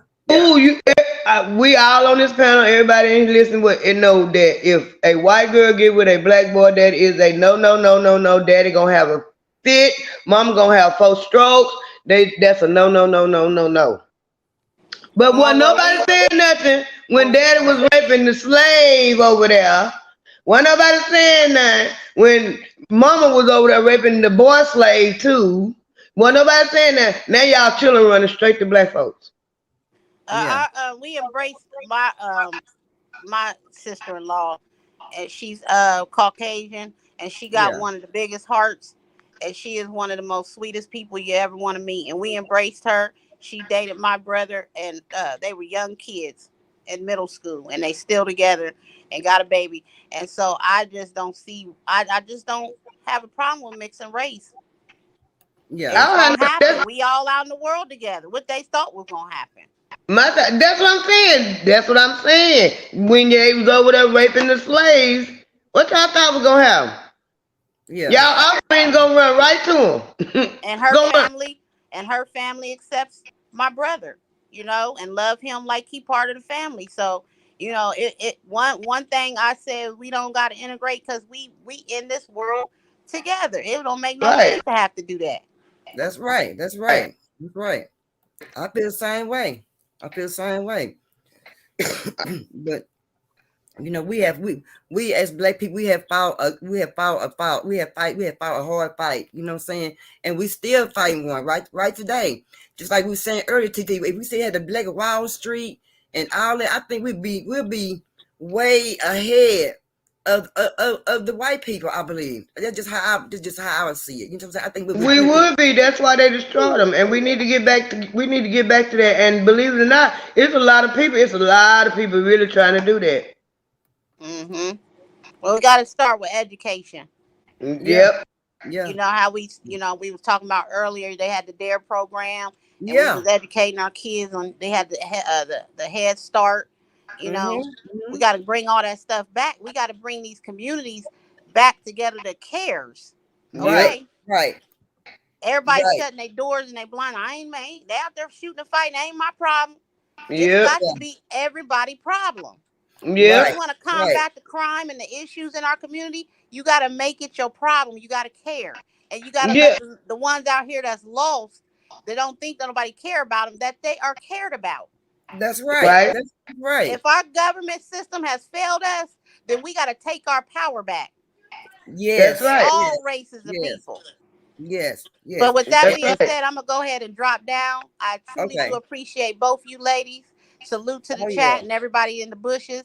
But y'all, please, if you get an opportunity to try to do some research, look up Agenda 21. Also watch the Zeitgeist documentary. I said it on my channel before, and Brother Book said it on his. Y'all, we got to do better.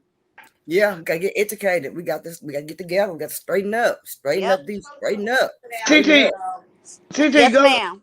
Go research MK Ultra and MK Naomi. I got you. I'm gonna do that. MK Ultra and MK Naomi. You gave me a homework assignment. I love waking myself up. I ain't got my pen, but I'm gonna look. I'm gonna make sure I find it. Okay. All right. Thank you, Miss Cassandra Purp. I love y'all. I'll see you later. All right. Love you. Bye. Team Mod Squad said too much hate and justice for one another. Yes, it is. It sure is. It sure is. And they love that. They love to see us hating, killing each other. And what get me is, if we can, we need to stand up for each other and not do all that, and we need to protest more, and we need to do, my thing is, what happened to all the pastors and the sisters and the pastor wives used to go to door? They don't even do that no more. They too busy. You know what happened to it? What? What happened to it? The government told them they could get a 501c3, a nonprofit. That's what happened to it. And when the government told them they could get that nonprofit and don't pay taxes, they had to abide by the government rules. So they had to stop doing what preachers was doing. Dang. But they stopped going door to door. Okay, Miss Team Mod Squad. Yeah, when we was growing up, Cassandra, you know how the pastors come to the door with the wife. They had had with them. For instance, I know I went to Oak Street Baptist Church. Now my pastor would come by and pick me up. Girl, I'd be at Sunday school early in the morning, eating my donuts, drinking my chocolate milk. Had a good old service at Sunday school, girl, and leave them, go upstairs to church and stuff. And then now, pastors don't even have they have buses, but the buses don't be filled no more. So I got to also blame the parents, also not putting their kids also into church. But right now, I'm talking about the pastor and the pastor wives and the sisters and the deacons. They don't go out to door no more and speak, and talk to the parents and stuff. They more into what they church, not what the church, but what they cars look like, what they dress look like, how they look. You see what I'm saying? And still you've been a church funding, the church building funding thing, and for 10 years, and you ain't got a damn new doorknob, a new screen on church, a new window on church, a new stars on church, a new damn church robe. You ain't got nothing new, but your car new, your shoes new, your suit new, her hat new, her her purse new, her shoes new. You see what I'm saying? But what about the church? What about your community? Your car and your way you dress look better than the community. The community done ran down so bad, you ain't even worried about the community. I just told you what happened. The 501c3. When the government put their hand in it, it's supposed to be in church and state separate. Government, okay, y'all can be non-profits and don't pay taxes, but you're gonna have to preach what I preach, what I tell you to preach. You're gonna have to do what I say do, and that stop helping the community. And if you pay attention, there's a church and a liquor store on every corner in the black community. It is. And y'all gonna put the ATM in there and collect more tithes and offerings and stuff, and y'all gonna look good, and that's gonna make the other people look good, so they gonna come and come to our stores and buy these fancy hats and stuff, keep making us rich, while y'all instead of putting y'all money in there competing against each other trying to look good, instead of learning how to fellowship with each other. Thank you for coming, Miss Team Miles Squad. Thank you for coming. Yeah, but you know what? I knew it. I remember when I was doing my story. I came to Dallas and I started doing telemarketing, and we was telemarketing ATMs. And when I tripped out, my first phone call was to a church. Mm-hmm. I'm like, they put ATM in churches, and my manager told me, yeah, they have ATM in churches. I'm like, they do. And then as time went on through the years, God dog me, girl, come them ATM in them doggone churches, girl. You heard me, girl? I can't think of that church. It's a church in Texarkana that sprung up all of a sudden, but it's supposed to be so prestigious. They was asking for your tax return. You had to fill out an application and ask for your tax return to be a member of the church. Where they do that at? What church, girl? I'm gonna think of it in a minute. I'm gonna think of the name of that church. You tell me the name of that doggone church, girl. I don't even want to go to that church, girl. No, ma'am. Sam Ham. Christ Nation. That's the name of it. It's in the old ICW building in Texarkana. They was taking application once you want the W-2 form, see how much money you made to be a member. That's where they do that at. Now, Pam, is a lot of members out there, girl? They got a lot of members, girl. I heard at one point they had pretty good. They took over. I'm telling you, they took over the ICW in Texarkana. Shut your mouth. That's what the church at. The ICW pretty doggone me big. Yes, and they done turned it into a church. Shut your doggone mouth, girl. Mm-hmm. And a lot of fools actually go to the church. They actually did what they were asking for. Girl, at one point, it was killing me. That was the status to be, if you was going to Christ Nation Church, all you was shitting high in the hall. And I'm trying to figure out why. Because ain't none of them people that I'm looking at going to this church, all y'all hood rats.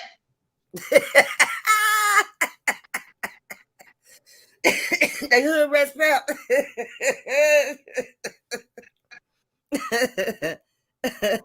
That's crazy. Mm-hmm. Dang.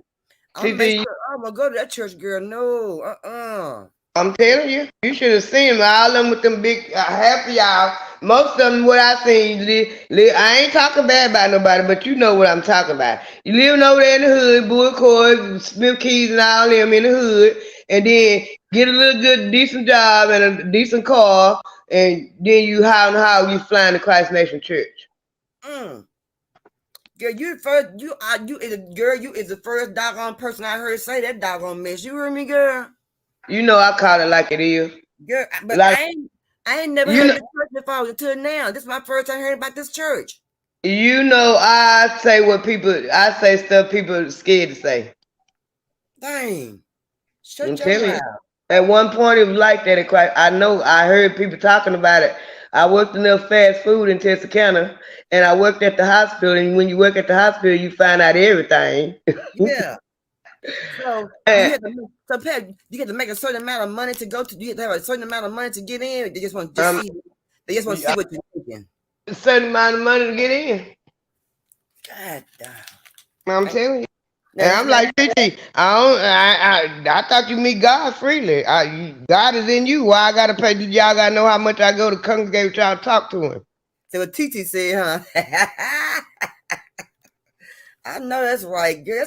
That's good. You know what? I would never go to that church, and that would let you know right then that ain't nothing but a church of devils right there. That's a church of doggone devils, because that pastor ain't nothing but a doggone devil to think like some mess like that.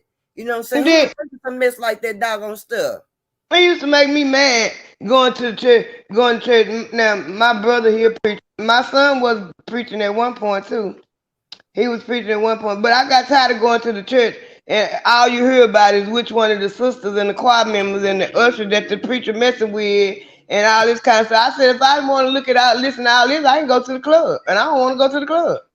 Yeah. What? They do the same thing in club. Y'all drinking grape juice for wine, and they actually drinking wine. They doing the same thing. Girl, I got tired of all that.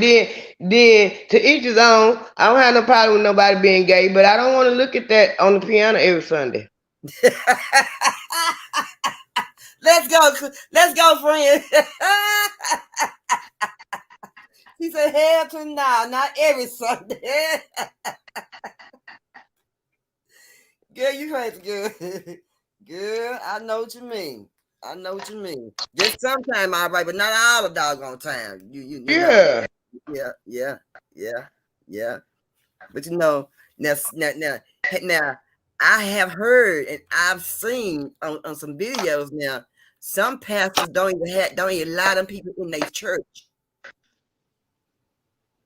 They don't even allow them. Yeah, they put them out. You ain't gonna tell me how to live my life. That ain't what you for. You supposed to be bringing me closer to God.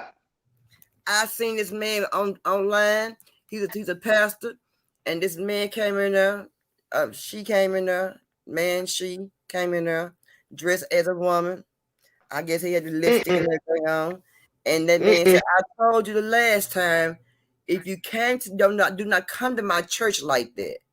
I'm sorry. I'm sorry. I probably would have put him out too. And that pastor put him out of church. But I don't know. I don't think I would have put him out. I would have probably tried to talk to him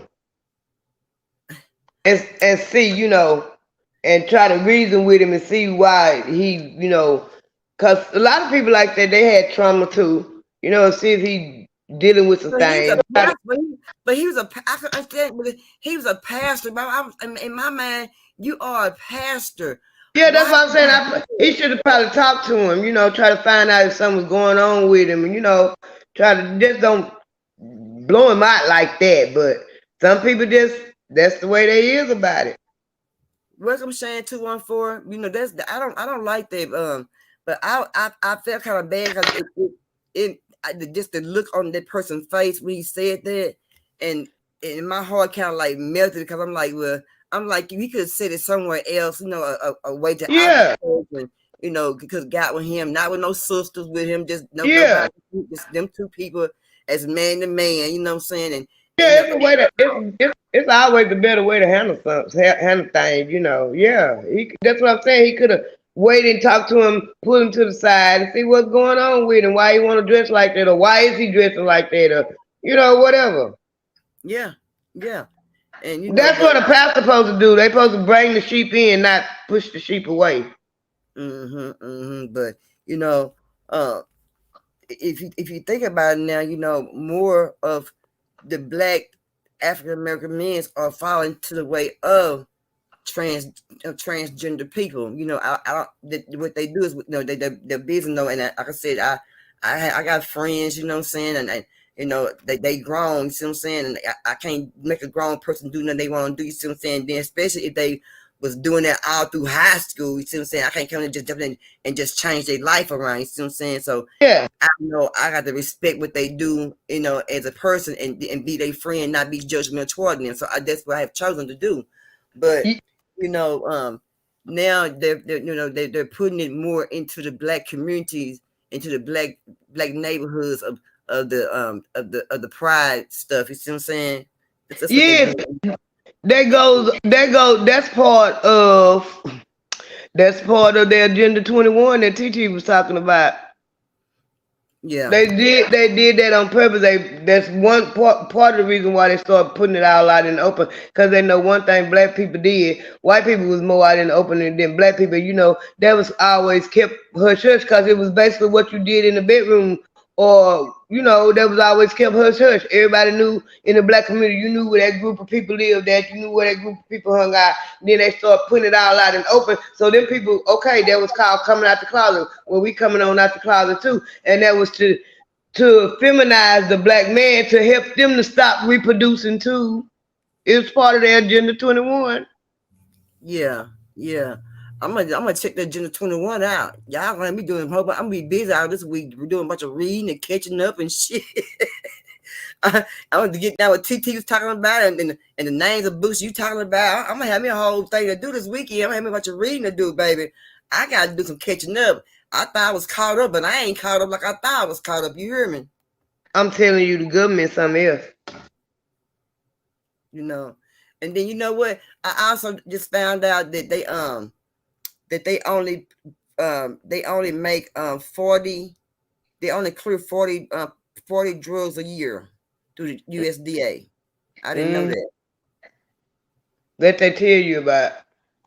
Yeah. That they tell you about. Yeah. So they and then the drugs they've been making, they ain't been doing nothing about it. I mean, they ain't making enough. You know, they ain't making enough, and then when they make it so high, your insurance can't pay for it, or you can't even afford it, or are you struggling to get it? You got to cancel this because you can get this drug, and you know it's kind of crazy. I don't understand that. Let me tell you something. See, hello, welcome. I'm finna give y'all a little bit. I'm finna give y'all a little bit more insight. They put stuff on mainstream media. Yeah, reading and research is fundamental. They put a lot of stuff in mainstream media, but they don't tell you everything, like you said. And I'm not advocating for Trump, but I pay attention to, and I do a lot of reading and research. Okay. When Trump first got in office, it's the president go and meet with all the departments, the FDA, the CDC. You know, they go meet with all the departments. Trump didn't want to go meet. The thing with the FDA and the CDC, the meeting got all screwed up. They had it all on mainstream meeting. They talking crazy about it. But Trump didn't want to go fool with them, and they weren't telling why, because he knew that's who running the country. Yeah. The pharmaceuticals and the CDC and all them people, he knew that's who was running the big dollars they was paying. That's why the medicine was so high and everything. Because Trump a businessman. He knew that's why he wasn't finna go talk to him, because they wasn't finna tell him what he was gonna do. Because Trump took the presidency as I'm the president. What I say go. And they didn't like that. That's why they don't like him. Because he actually wasn't nobody pulling his strings. Yeah, he was doing what he wanted. That man was doing what the hell he wanted to do. He was saying what he wanted to say. He did what he wanted to do. All that, and that threw me out. I'm like, this man doing everything he want to do, and they all, and every time he had something that could pass by, they let it pass. Like it was a snap of a finger. Wherever he wanted to pass, they let it pass by. It wasn't so much as he was doing what he wanted to do. Like I said, Trump a businessman, and he had people he done paid. That's why he had his camp. All of them got their camp, and they didn't like. See, Trump wasn't no politician. He was a businessman. He had to become a politician. So when he became a politician, he had enough people he had the smart people in his corner to actually tell him what a president could and could not do. This is actually what you can do as a president, and this is what you actually can't do as a president. Right. This is what they gonna let you do. This is what they ain't gonna let you do, and this is what they gonna try to stop you from doing. And Trump, being a businessman, he said, "Fuck it, I'm gonna run it like a business, because that's what it is, a business." And he ran, and he did what? Ran like a business. Just that, yeah. And you know, he wasn't. And I can't say he was a bad president. He was a bad president. He was a bad president. He was a shit talker. You know what I'm saying? he wasn't a bad president though. He talked shit. He did a little penny pinching, you know, whatever. But you know, Trump, he one of them kind. I'd rather see you coming than he.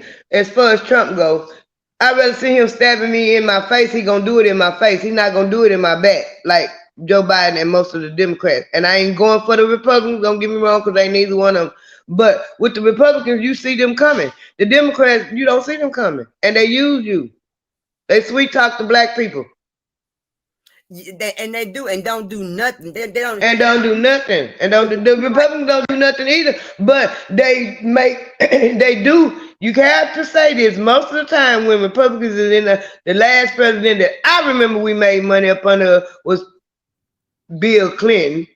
Democratic. Black people made money then. But most of the time when Republicans when they in office, if this inflation, they're gonna jack it up and then you're gonna make money. Yeah.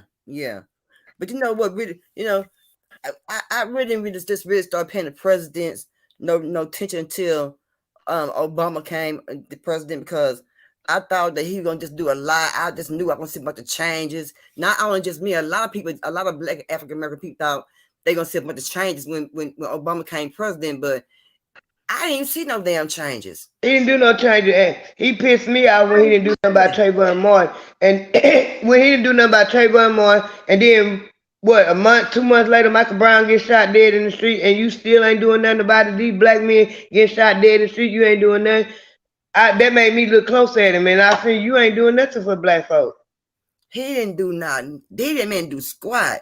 Melanated Queen said, I'm with her on that. I like my racism out in front, not behind my back. Amen. Amen. Yeah. Everybody ran out and voted for Obama. I did too. Everybody did. Most African Americans did. And that was the whole problem right there. They used him as a symbol to get us out to vote because they had enough of them Republicans. And they knew that was the only way to get the black people to the polls and vote. And in huge enough amounts was to put a black face up there. And it worked. You know what, girl? They were going to get people at the nursing homes. Yeah, and it worked. I ain't never seen many old folks out before in my life. They had vans and shit picking up people and picking them up just to go vote for, and just to go vote. They had them people out everywhere. They was on their job. And 8 years later, no, 12 years later, they talking crazy about taking the people to the polls and the vans and all that. They don't want nobody. Now you got all the voting rights come up. After all them people come out and vote, then you start talking about you can't take the people to the polls and the vans. You can't give them no water in line. All this bullshit since. Yeah. Titi said the stimulus money got to be paid back. They ain't give out a damn thing. They're big liars. Yeah. It ain't so much the stimulus money got to be paid back. It's they need money for Ukraine. Because stimulus money paid back, they got most of that out the income tax when they changed the tax bracket. Now, who do we just go over there and get? Somebody was over there fighting about a couple of years ago, and Biden sent a plane over to pick out on people up a couple of years back. That wasn't Ukraine. No, that was Afghanistan, and then he bought all the Afghanistans over here. You're right. Okay, yeah. You're right. Thank you, Susan. That was Afghanistan, and they gave a bunch of money, a lot of money away then. Shit. Yes, it ain't the stimulus money, because I already knew how the stimulus money come back was gonna get taken back, and they did exactly what I knew they were gonna do. They changed the tax brackets. That's how they got the stimulus money back. Honey, you should see. Mika told me. She said you should have seen the faces of some of the people when they applied for their income tax this year. Yep. That's what I kept. I already know. You know, I did some too. I already know. People weren't getting back what they thought. No, because they getting that stimulus money back, and the inflation is high. The inflation is high because they taking all this money that's circulating with this high inflation. Why in the hell is we paying $5 for a goddamn loaf of bread? I remember paying $1.25. 75 cents for a loaf of bread. $5 for a loaf of bread. Don't make no sense. $5 for a loaf of bread. Yeah. $7 for, they done finally dropped the prices on the egg. People were right for cracking jokes because it didn't make no sense paying no $7, $8 for no dozen of eggs. That was ridiculous. Yeah. That was ridiculous. But they jacked the inflation up and they kept raising the interest rates up because that's how they get a lot of their money so they can have money to send to Ukraine. Well, you know, they've been asking some of the stores to go lower some of their prices on some of their food and stuff. Yeah, because they tired of the American people crying. Because they know the American people, the average American know that we ain't got no business paying no $5 for no bread.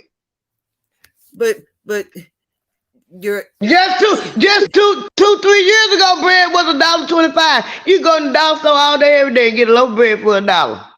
Yeah, sure can. You can't go in there now and get no loaf of bread. Sure can. Shoot, even the cigars don't went up. Shit, the cigars now $1.29, girl. Mm-hmm. When that man said $1.29, I'm like, what? When they told me $1.19, I said I went in the store with $1.08. I'm thinking I'm paying $9.80. It done went up to $1.19. I said, what? Yeah. So they right now they trying to make business deals with different stores to lower some of their prices. But some of the stores are saying they can't afford to lower on their prices right now on nothing. So a lot of stores are turning that deal down. They can't afford to lower the prices because they raise the interest rates. When they raise the interest rates, see, a lot of people don't really understand. When they raise the interest rate, they raise the interest that the amount of the money that businesses and people have to borrow. So they raise the interest rate. So that makes them have to pay back more money in interest when they raise the interest rate. So no, they can't lower their prices because they got to keep them prices right there because they done raise the interest rate. Because now I got to pay more on this business loan that I done got to stay in business that the government done gave me. Yeah. It's all a racket. It's all a racket. I promise you. TT says sure didn't get back what they thought and then raise the price of eggs to take my head. And that was stupid. Yeah, it was real stupid because what they did was ass backwards, but they didn't know what to expect, but it was a test run on what they trying to do. You shut everything down. Then you hand out all this money, but everything is shut down. So how is people spending money? Oh, that messed y'all up. They went to the internet and were buying everything. Yeah. They didn't know what to think. So of course all these brick and mortar stores gonna go under. Some of them ain't gonna go under because when you open the country back up, people gonna go back out. They tired of being in. So some of the necessities and the necessity brick and mortars, they gonna stay open because a lot of people don't want to buy groceries online. Melanie Queen says she in California and she said it's crazy expensive up there where she at. It's just hard to live. Damn. I bet they're in California. Sure. Yeah. And they know Go ahead. They know the black man is the low man on the totem pole and they keeping us down. They don't want to give us jobs. They don't want to give us nothing. They giving everything to everybody else and raising the price on everything and squeezing the handful of black people that can make ends meet. They squeezing them out. Girl, it's crazy, girl. I mean, and then baby's milk, girl. I went to the other day. That baby milk so damn high, girl. I said, all women who pregnant, just go ahead and just invest in your pump and just get ready to start pumping your titties for you some milk for your baby to drink out of. Cause y'all ain't be affording no milk. Cause me and my granddaughter got into it about that. We got into it about that during the height of her pregnancy. She like 6-7 months pregnant. 5-6 months pregnant when they ran out of baby milk. I'm telling her then, that's why God gave you milk in your breast to feed your own baby. You ain't got to worry about what if the milk, if ain't no milk on the shelf. I'm telling her, you don't sit here and watch my daughter do this. She going through the same thing.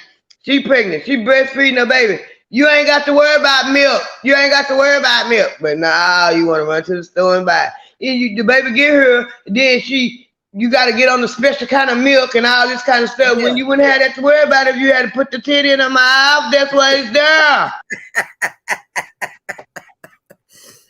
We literally went through this. I said, y'all not paying attention. They showing y'all everything you need to know. They showing y'all with all this mess is going on right now. The COVID, they shut down the stores, the schools, and everything. Okay. Yeah. Okay, good. Public school, okay. But now it's teaching y'all. Y'all got to teach y'all own kids. Teach y'all something different. See how y'all kids learn. Get involved in y'all kids. If things ain't going right with the school, you learn how to homeschool your kids when the school shut down. You send them right back to that school for them people to mistreat them. Yeah. And then, and now and then when you do that, and the kids not even respecting the teachers, and the teachers, like I said earlier, the teachers not even respecting the kids. So You know, ain't anybody learning in school, and she ain't teaching, and they ain't learning. You know what I'm saying? That's right. That's right. You know what I'm saying? It's crazy. So, and then the bad part about it was so many of our kids suffered during that COVID because of their homeschooling. Girl, they did. Did you know? I've been. You probably know the same thing. I'm gonna ask you and anybody in the chat. I've been noticing a lot of schools who've been kids probably graduating ain't been graduating, so they missing a lot of credits.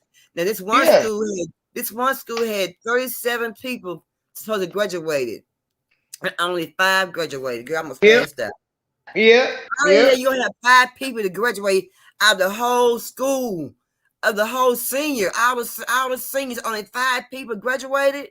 Yes, and I blame the whole school, and then they postponed the graduation. And I read a comment, I read a story about it, and they said they wrong. So you've been seeing that too, then, right? You've been seeing that too, then, right? Okay. They said they should have went on and let them 5 graduate, and they should have. And you blame the school district, the superintendent, everybody. Cause how y'all gonna have 5 people graduate? That ain't even a third of what the seniors you had. How many students you got in the school? That means y'all ain't teaching none of them nothing. None of them, girl. They ain't learn shit. TT says, forgivers come over, get to live tax-free, open a million business, and live lavishly. Go in the hood, then people's paying $1 million just to get better education. Yeah, they sure do. They are. They come over here and talk down on us. When they handle this stuff, they won't give us nothing. Melanie Queen said, every time I turn around, people on the picket line asking for better pay, bus services, school district employees, and writers. Y'all, yes. And heard lately, they told me the writers, the movie writer, they went on strike. Mm-hmm. I'm like, how the movie writers gonna go? How the hell they gonna go on? They got all the money concerning. How they gonna go on strike? Yeah, cause the ones over there, the ones over them is greedy and they don't want to pay them. They went on strike. I'm like, how you gonna do it? Y'all write movies. Y'all should have plenty. They said they're not paying them enough money, nothing. I'm like, really? I thought they made a lot of money, but I guess they don't make that much money. They don't want to pay them. They want to. They said, well, my understanding was they want to give them the scrap. They want to write everything, but they basically, like, when it comes to the production and all that, they the low man on the totem pole when it comes to the pay. Dang, that's crazy, ain't it? Mm-hmm. Well, I tell you, so if it's getting bad for people who got a little money, how you think people like the mid, you know, the mid grade people and the poor people feel then? Yeah. That's the reason why they're trying to make all this stink about this election now, because they know that the average Joe American, black or white, they tired of their tax dollars going everywhere but home. Yeah. But a lot of these people stealing their money. Melanie Queen said, I told my 6 children to get a trade school. It's good, but no one can take your training. That's right. No one can take your training away. That's right. That's right. But you know, a lot of people, mayors and councilors and legislators, they're stealing the money. The money, they like here in Texas. You see old Ken Paxton? Yeah, they should have got rid of him. But they ain't. But what Hot Wheels did down there in Austin was he made it where if something like this happened and you had to be up against your job, that you can get a second time to vote. They ain't doing nothing but trying to take up for each other. That's all they doing. I call them KKK on wheels. But how the child support man, how the child support man gonna do some shit like this right here? He's supposed to be behind all the men. He's the child support man. He's supposed to be sticking up for all the fathers for child support and the mothers. How you gonna go in there and take their money like that? He don't cut that. That's a Caucasoid in power. Put it that way. That's a Caucasoid in power. And they do that. That man I know he been Attorney General, and Attorney General, that's the attorney for the state. That's the lawyer for the state. He been on, I know. Yeah, I know. I remember when he became attorney general. I was getting child support checks. Girl, this man been the attorney general for over 30 dang gum years. Yes, I remember it was I remember when he became the attorney general of the state of Texas. They changed it after Aaron Richards got out of there. He got elected. And after Aaron Richards got out of the governor, that year, that's when he became the attorney general of Texas, and he been attorney general ever since. And them white folks been voting him in, and he been stealing money all the time. Yeah, Melanie Queen said, I told him, okay, yeah, I read, yeah. But then Hot Wheels, I don't know how they're gonna get that man out that damn church down there in Austin. That man down there, girl. I told you what I call him. I call him KKK on wheels. I call him Hot Wheels, Mr. Hot. Call him Hot Wheels. And you know what? My husband bought that. He bought this to my attention, and what made me start looking. Reason why they can't get him out of that office down there. James said that man look like them Bushes. He said that man look just like George Bush and him. He just got a long face, and he's some kin to him. That's why he ain't going nowhere. And you know what? And and you're right. Him and what's that? George Bush Jr. They do look alike. They look alike. They sure do, girl. And it made me do some research. And if I'm not, they cousins on the mama side, on George Bush's mama side. I wonder how many people know that. Yep, I did some research after he said it, and then I said I think I remember hearing somebody saying something that they was cousins or something, and I went and did the research, and they cousins on the mama side. Now, that's why he ain't going nowhere. That's why he ain't going nowhere. I wonder how many people know that. Not a lot of people probably know that. Girl, because I shut your mouth. I thought I'd do a lot of digging and reading and do a bunch of documentary. But girl, I didn't know that. Yes, that's why he feels so bolden to do the things he do, because his family been in politics and in politics for years and years, and you know how they take care of each other.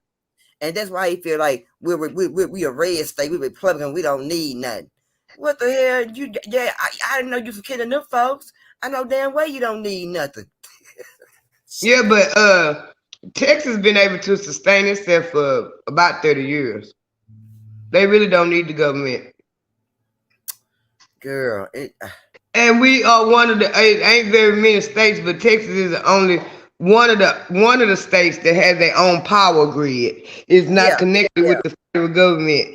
And they got their own power grid, and they got gold and silver stored up. Yeah. So they and plus we number one oil producers. Well, I know that. Yeah. But so, I didn't know. But girl, I done got taught tonight. Thank you, girl, for a little education. They cousins on the mama side. On the mama side. And I didn't think that my husband. He said he having to walk by TV and KKK on wheels was on the TV talking about something. He said that dude look like George Bush, and I looked at him. And then I went and did the research, and they cousins on the mama side. Shut up. He said, look at him, baby, look at him. I said, yeah, he do kind of face. He just got a long face. And then I went and did the research. And all the news reports I done read with them in it and everything. They're not going to tell that. They're not going to tell that. Girl, I'm just amazed about that third girl. I'm going to go do some, I'm going to go do me some reading on that, baby. We ain't been no Democratic governor in Texas since Aaron Richards. We haven't had a Democratic governor in Texas since Aaron Richards, and that was the early 90s when she come up out of office. I was gonna say about 20-some years. About 20-some years, yeah. Right? And that's when Ken Paxton went in. The last couple of years that Aaron Richards served as governor, that's when Ken Paxton became the attorney general, because I remember seeing his name on the child support checks. Girl, they secured him a job for life. That's how they do it, and that's what we need to start doing. Coming together and keeping our stuff in house. But I've seen lately that some black people, men and women, have come together and starting their own neighborhoods. Yeah, it's a bunch of them doing it. I've been running across people trying to sell land and start to come on with them. And you can buy this acre of land to help start our own neighborhoods and little cities and stuff. Yeah, I mean, so you've been sending too. Then okay. I'm glad you've been sending too. I'm so glad. I'm so glad. Yeah, Melanie Queen said you better lock your doors and get in by nightfall. You sure better, cause they been start taking every damn thing after a while. They're gonna start taking everything from you. Everything. I mean, it's gonna be going from you so quick. You can be like, damn, where such go? Shit, they being took your stuff, and then these banks, they going bankruptcy. Your money ain't really just safe in the banks no more. So shit, you better off at home getting you a safe or putting your money in a sock or putting it in the closet, hiding in the old pocket or something, because the bank ain't even got your money on safe keeps no more. You're right. And I know, Perp, you do a lot of the gun violence, which I commend you for that. I big ups to you. But one of the best things to help combat gun violence is for us to learn how to use them. Yes, I be saying that. I put on my community wall how to use gun safety and how to protect the kids. I say all the time. I say all the time, sister, because that's one thing we need. But you know what? Now, I'm trying to be funny, but the white people teach their kids how to hold the guns, how to use the guns, how to load the guns, how to take them apart. And we need to do the same thing. But we don't. We don't. It's taboo. It's taboo. Why you got the kid playing with that gun? That's the problem. That's the reason why a lot of kids is shooting other kids, because they excited when they see the gun and stuff like that, and they don't know what that gun. When a kid is taught properly, the Bible said, teach a child the way they should go, and when they get older, they shall not depart. If they taught properly what that gun is for, how to use that gun, what that gun can and can't do, that would help a lot of the gun violence. Yeah. You got the hothead teenagers. They want to grab the gun and do this and thinking they bad and all this kind of stuff. They don't really know what that gun to do but kill somebody. They don't know that same gun in your hand that you kill somebody with, somebody come along and kill you with it. Yeah. Titi says she promotes sovereign citizenship. I know that's right. Yep. So you get a sovereign citizenship, get your birth certificate authenticated. Yeah. But you're right. That's why I always say I'm mad at the black kings that they not teaching the young kings on the right way and the right way to move, because these young kings are moving very reckless out here in these streets. You see what I'm saying? And yeah. I know that it's a lot of single parents, a lot of single ladies as parents who do have boys that the fathers done ran away out there, pussy, as they say, pussyfooting around back, how the old school people say out there pussyfooting around in these streets out here and over here and over here and over there, but they ain't taking care of their home. You see what I'm saying? And they son out there. Oh, Bernie's son down there. Yeah.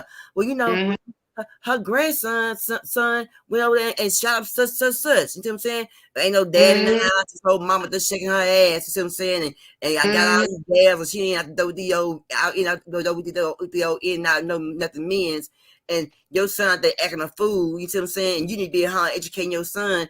And not only that, he need to follow his life, teach him what to do and how to move right. How he supposed to present himself as a young man, how he supposed to clean himself up as a young man, how he supposed to talk and act, you know what I'm saying, and move as such as a young man. But these men these days ain't got time to teach these young men. It's not nothing. Because when they see the young men out here in these streets about back into the argument, they just stand around and just start looking.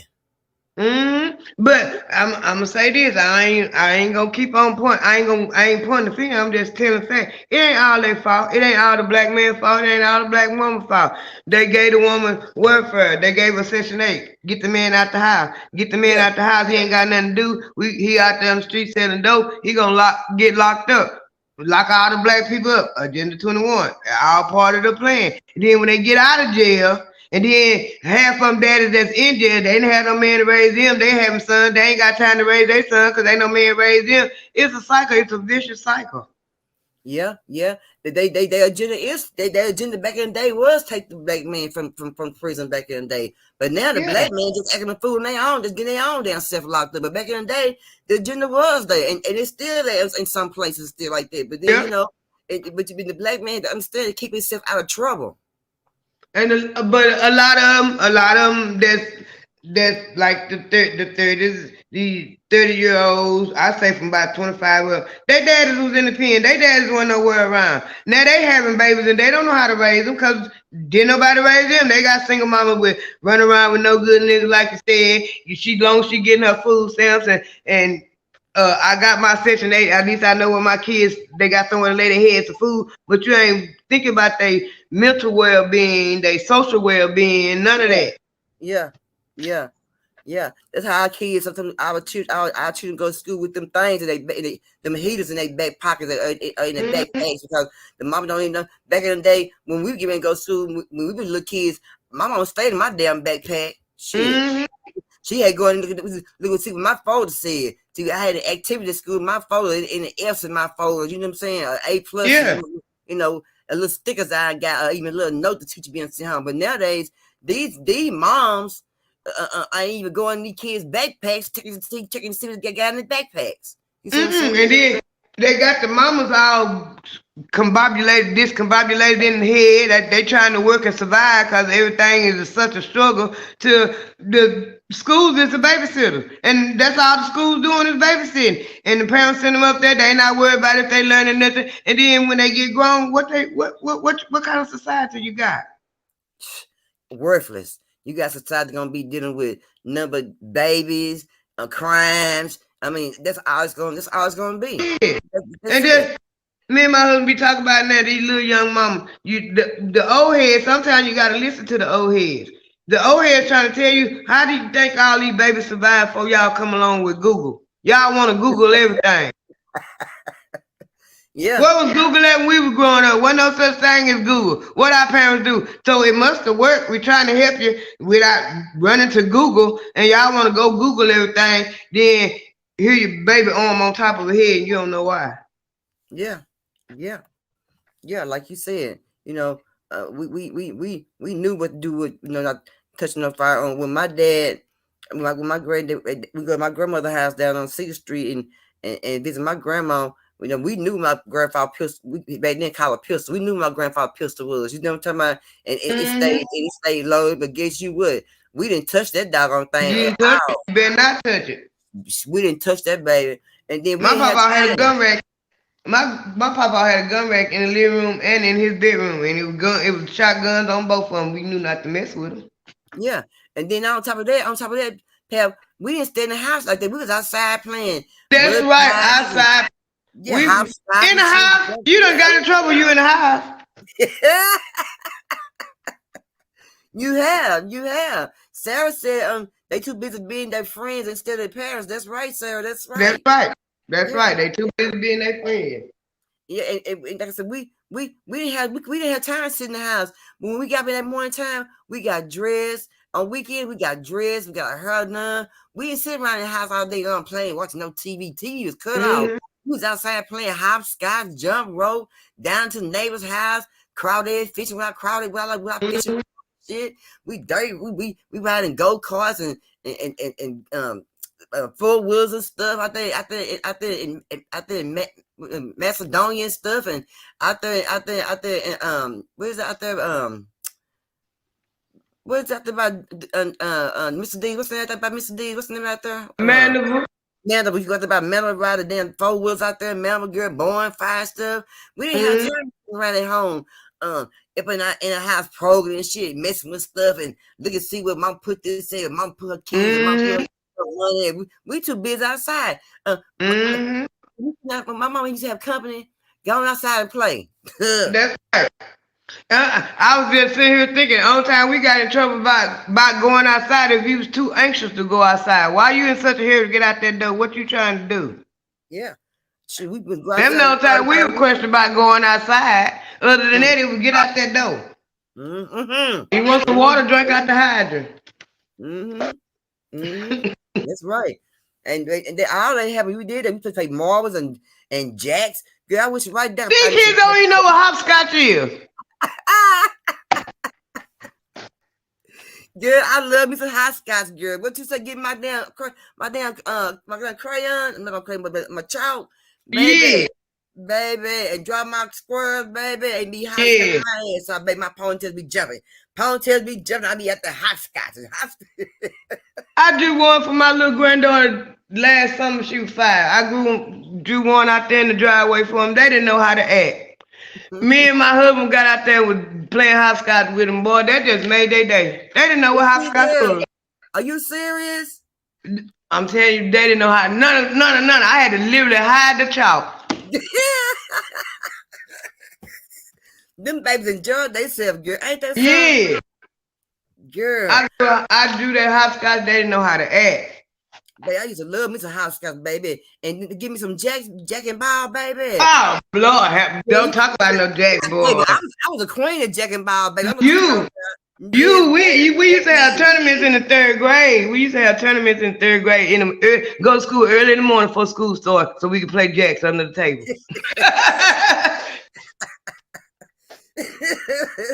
Yeah, that's a fun time back in the day. Yeah.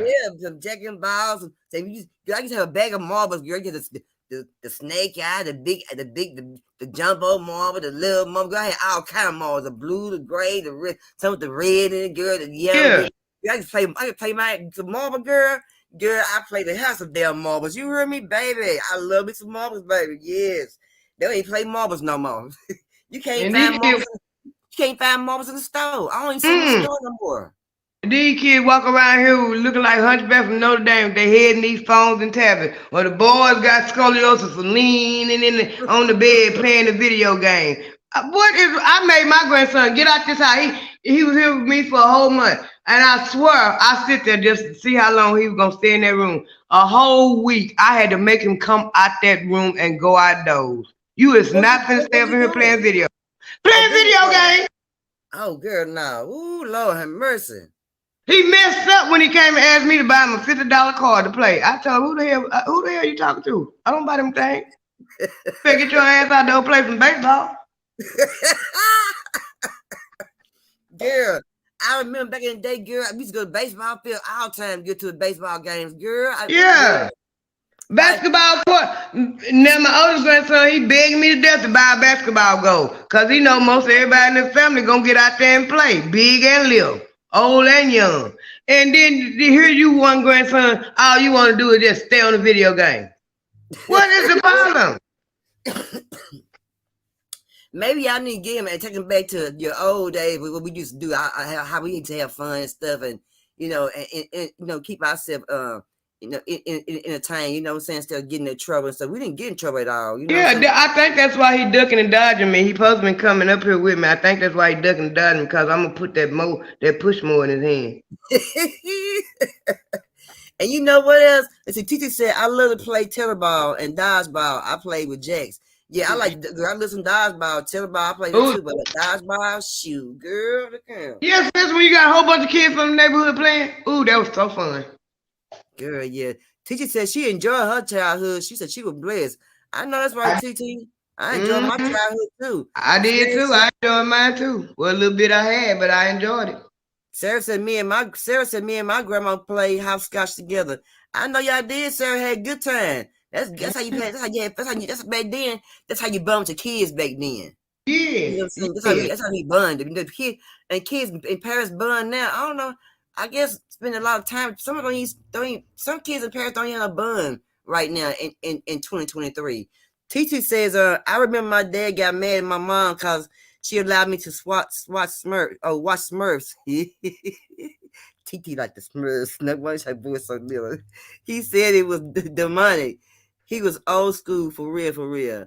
Oh, he didn't like the Smurfs. Shoot. But now, the cartoons is out now on TV, y'all.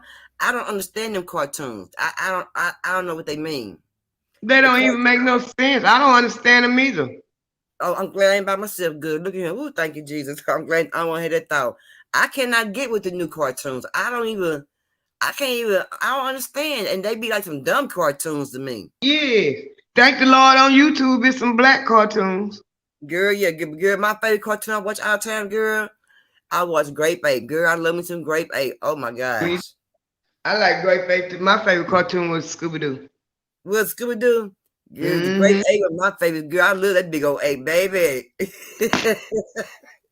I love to see him, baby. Yeah. You ain't have no good cartoons or, really, we didn't take our time. If everybody was able to take time once hour every 2 months, or, and take time with the kids to go off on vacation and show them what the things they did when they were young, and how they had fun. You know what I'm saying? Put the cell phones away. Don't put the cell phones in the house somewhere, locked up or whatever, and just enjoy yourself. How you used to have activities when you was fun. It kept you laughing and having fun, and enjoying life instead of TV, computers, phones, and things like that. Take them to the park. I take my grandkids. I take them to the park. I take them to. They be begging me now. Nana, can we go to the park? Nana, can we go to the park today? I think about it because they like going to the park. They like being outside. Yeah, I like that. And they little. Yeah, I know they need more parks with swings, and a lot of parks ain't got a lot of swings. They need parks with more things for kids. A merry-go. I ain't seen a merry-go-round in Texas in years. I ain't seen them. They allowed them. They changed them up the way they make them. You have to go to a different. Reason why I know, I went to the park in Texas County. They outlawed them. They said they was dangerous. I said they should have outlawed them when we was kids because we loved getting thrown off of them. I didn't know they outlawed the merry-go-rounds, girl. I don't know what I seen there. Yep, they outlawed them 2001, 2001, somewhere along in there. They outlawed them. Because we had to pull the one up at Carr Park. It was one still at Carr Park, and one at used to be one in Scott Joplin. We had to pull them up. Well, that's how I know. Well, dang. Well, they still got some form of the merry-go-round. They just made different. Well, thank you for telling me that, girl. I sure didn't know that, girl. I didn't know that. Teacher said my mom jumped double dutch up until last year. Sarah, she's 68. Can you believe that? I can. It's a lot of people still do double dutch. We year before last, we were doing individual jump ropes. And my daughter's birthday, because she decided she wanted to lose some weight, so she went and bought some jump ropes. And we all out there taking turns jump roping individually by ourselves to see who could go the longest. Yeah. I went longer than anybody. No, you didn't. Girl, shut your mouth. And they talk, I smoked my Black and Mild. They talk, I went longer than anybody. Girl, no. It couldn't believe, could it? My bad knees and bad ankles and all, I went longer than anybody. They got me on video. Girl, no. You gonna get that video, girl, send it so we can watch that video, girl. I told him, I say, just cause I'm little and old don't mean my daddy told me a long time ago I was a little piece of leather, but I was well put together. Girl, teacher said, I got pictures of my mom jumping double dutch when she was 67. People couldn't believe how energized she is at her age. Girl, your mom sounds like she energized. She got something. She got plenty of energy. I want to be just like her when I get 67. You hear me, baby? Plenty of energy, baby. But TT mama, you hear the energy in her voice. She got the energy in her voice. You hear her voice. You hear her voice. Yeah, she got the energy. But girl, look here. I hope I be energized at 67, still moving around, do me some damn double dutch shoe. Me too. And put my song on, the double dutch bus coming down. You hear me? You hear me? You hear me? Well, maybe go find that song. Let me find that song. That was a song on this girl. That was girl, let me find that song. That was girl. I used to love that song, girl, but girl, we go to the club, girl, that song come on good, but that was a long ass song though. That was a long song. That song that was so damn long, girl. That song and Dog Catcher, girl. Yep. Atomic Dog, boy, yeah. That song 5 minutes long. George Clinton, no, he made a song. He made that song. You hear me, girl? But back then, I remember we were going to what was the name of that damn skating rink? Come here. The girl, that's a good baby. Look at her, baby. Look at her. I remember when me and you went. Girl, baby. Every weekend, we up in the motherfucking house. Every weekend, we every Sunday we in the house. We going to have fun, and our mama be so glad to drop us off. Girl, she be late picking us up. These kids don't know what a skate ring is. Girl, try to take your grandkids skating. Do they know how to skate, girl? They got them skates around there, girl. One of them that had a birthday party 2 times at the skate ring. The year I turned 51, They got a Yeah. video of me on skates. Girl, I got girl, that video on you make skates me feel at good. skate ring. So they got you messed up. You sure can keep up, can't you? They got you messed I up, sure girl. can. Girl, so you can show them out. They look bad, and they young folks. Mm-hmm. Girl. They know I'm crazy. I'm gonna try. You ain't gonna tell me what I can't do. I'm gonna try it. Yeah. Girl. And I know Man, how to skate. I know how to skate. I said, what y'all talking about? Just because I'm old don't mean I can't do it. yeah. They got you mixed up, baby. Mm-hmm. You be surprised with the kids like you can't do. And when they see you do it, they be like, dang, you know what I'm saying? I can't believe so they be so surprised, you know what I'm saying, of what you can do and how your engines that still move with you at the age that you is, you know what I'm talking about? Yeah. Baby. But I'm glad I'm able to still move around pretty good. I'm glad I can still move my limbs pretty good, and I'm glad I ain't all stiff bodied and bent all up, and you know what I'm saying, and can't get around, leg all jammed all up. Girl, I don't want to be all bruised up like that and stuff. I want to make my body move and keep my limbs going, because once you stop moving your body and moving them limbs, girl, they said that's it, girl. Yep. I mean, that's the most part of your body, and that's why you see a lot of old people still they still dance, they still move around, dance, girl. You know, my grandma used to turn her radio on Saturday mornings down on Cedar Street, baby, and get her blues in her, and she about 80-something years old. She be running. I said her little tell her drift just running, just switching and twisting, Yeah. Get it, girl. I don't be making it no better. No talking about, but I'm laughing, me knowing that she getting her energy. She getting her, her little exercise on. She feeling good. You know what I'm talking about? And I want to feel good when I get in my 80s, baby. Just turn my music on and hit me a step or cut me a rug 1-2 times. You see what I'm saying? But that's all it took, going to the doctor, getting checkups and getting your body, body taken care of. You know what I'm saying? Don't be overeating so much. You know what I'm saying? Just gain about 60, 70 damn pounds in 2 or 3 months. But I got an 81 years old still working. What you say, girl, for real? She take care of handicapped people. She go cook and clean for them. No, girl. And if you seen her, you wouldn't think she was that old. Yeah. That's good. Come on, that's good. She 81, turned 81 in January. She still working. She said she ain't finna lay down. She said I ain't ready to lay down. That's what she said. Baby, what tell you what? I want baby move good, and I advise everybody the exercise. Don't be sitting around the house being a lazy boy and shit. Yeah. As long as you keep moving, you got the will to keep moving. Your body keep moving too.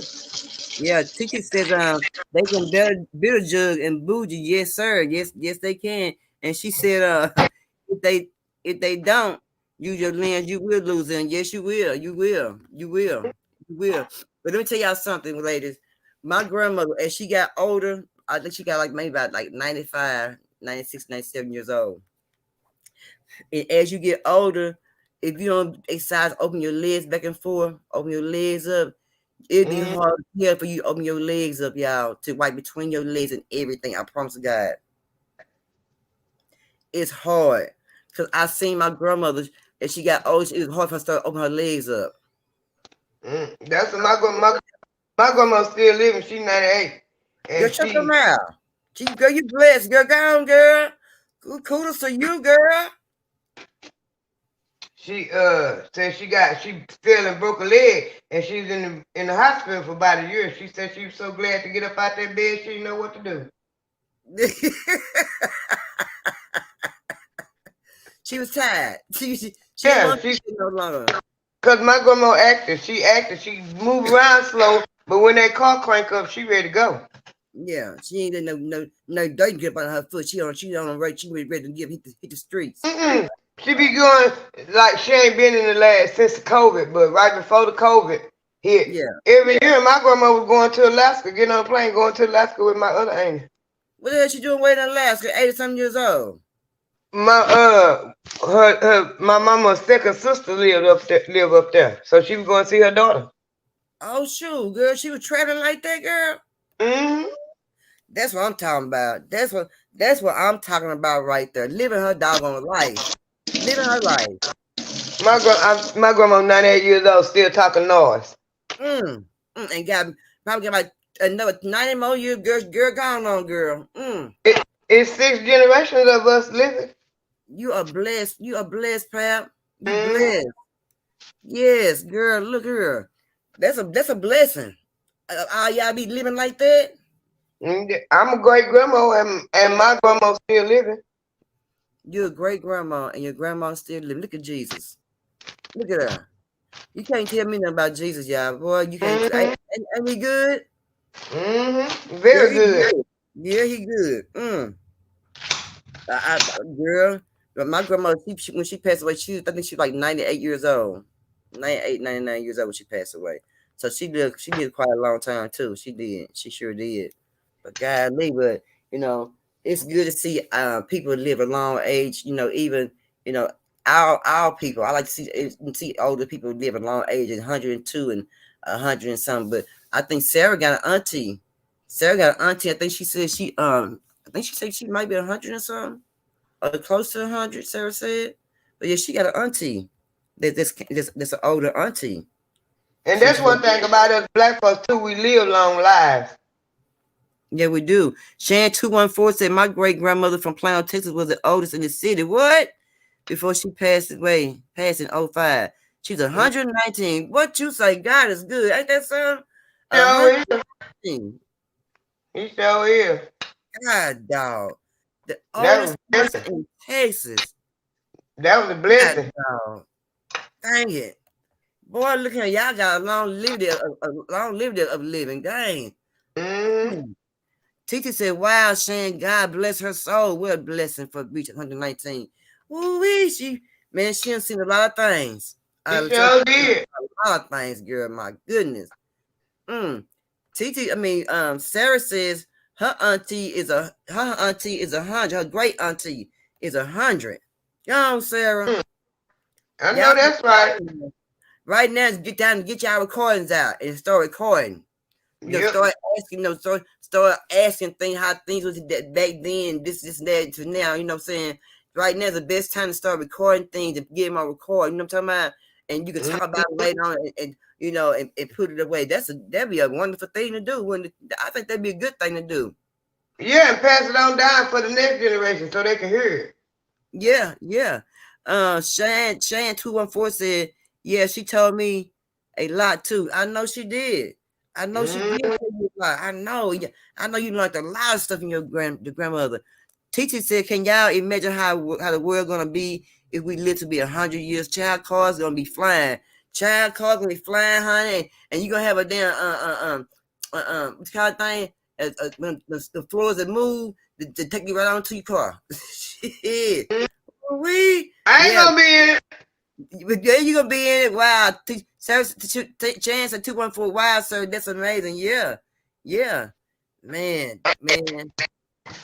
I'm gonna be living in that hole in the wall where everything's still stuck in 2000. Well, you gonna be down here on Earth by yourself. We gonna be up there in the air. Cause believe you me, baby, everything gonna be flying around. You be down here with the polluted air. You gonna be down here with the hungry folks, the robbers, the killers. You be down here. This my thing. This my thing on that. That's how come I know I ain't gonna be here. Because if the good Lord wanted me in the air, he would have put me there. Yeah, but we're gonna go there regardless. If right today, and they trying. Right? Yeah, today, they trying. They trying, but they trying hard. Yeah, they trying. I ain't know it was 10 o'clock. Yeah. I'm running late. I didn't know it was 10 o'clock. I'm running late. I'm supposed to be cooking. What you cooking, girl? I'm gonna put some hamburger patties in the oven. What? I Put ain't some cook. gravy on them and let them cook in the oven. I'm trying to lose a few pounds. I ain't cook. Well, I got to feed my significant other. He work at night. Yeah, but when you just yourself, you don't have to just really cook that much. I can go with some crackers, or I can go with some just I ain't gotta really just have nothing to I don't have to do nothing really, hamburger helper. I don't really need that much because once you get older, as you get older, your taste buds change. Stuff. You can't eat all them candy bars. I just love Snickers, girl. I can't eat Snickers bars no more. And paydays, girl. I've been out there. I got a whole box of Snickers up under my bed. I love Snickers. What you say? Hey, Dominique, baby. Really? Yeah, I hope, girl. No, I cannot do it, baby. What you doing with them at your house? You eat Snickers bars at night time and go to bed, girl. And I be baiting them kids with them. If they be good, they get a candy bar. What? Their mama got them on restriction from candy, so when they be good, I got a candy bar for them. Oh, okay, Grandma.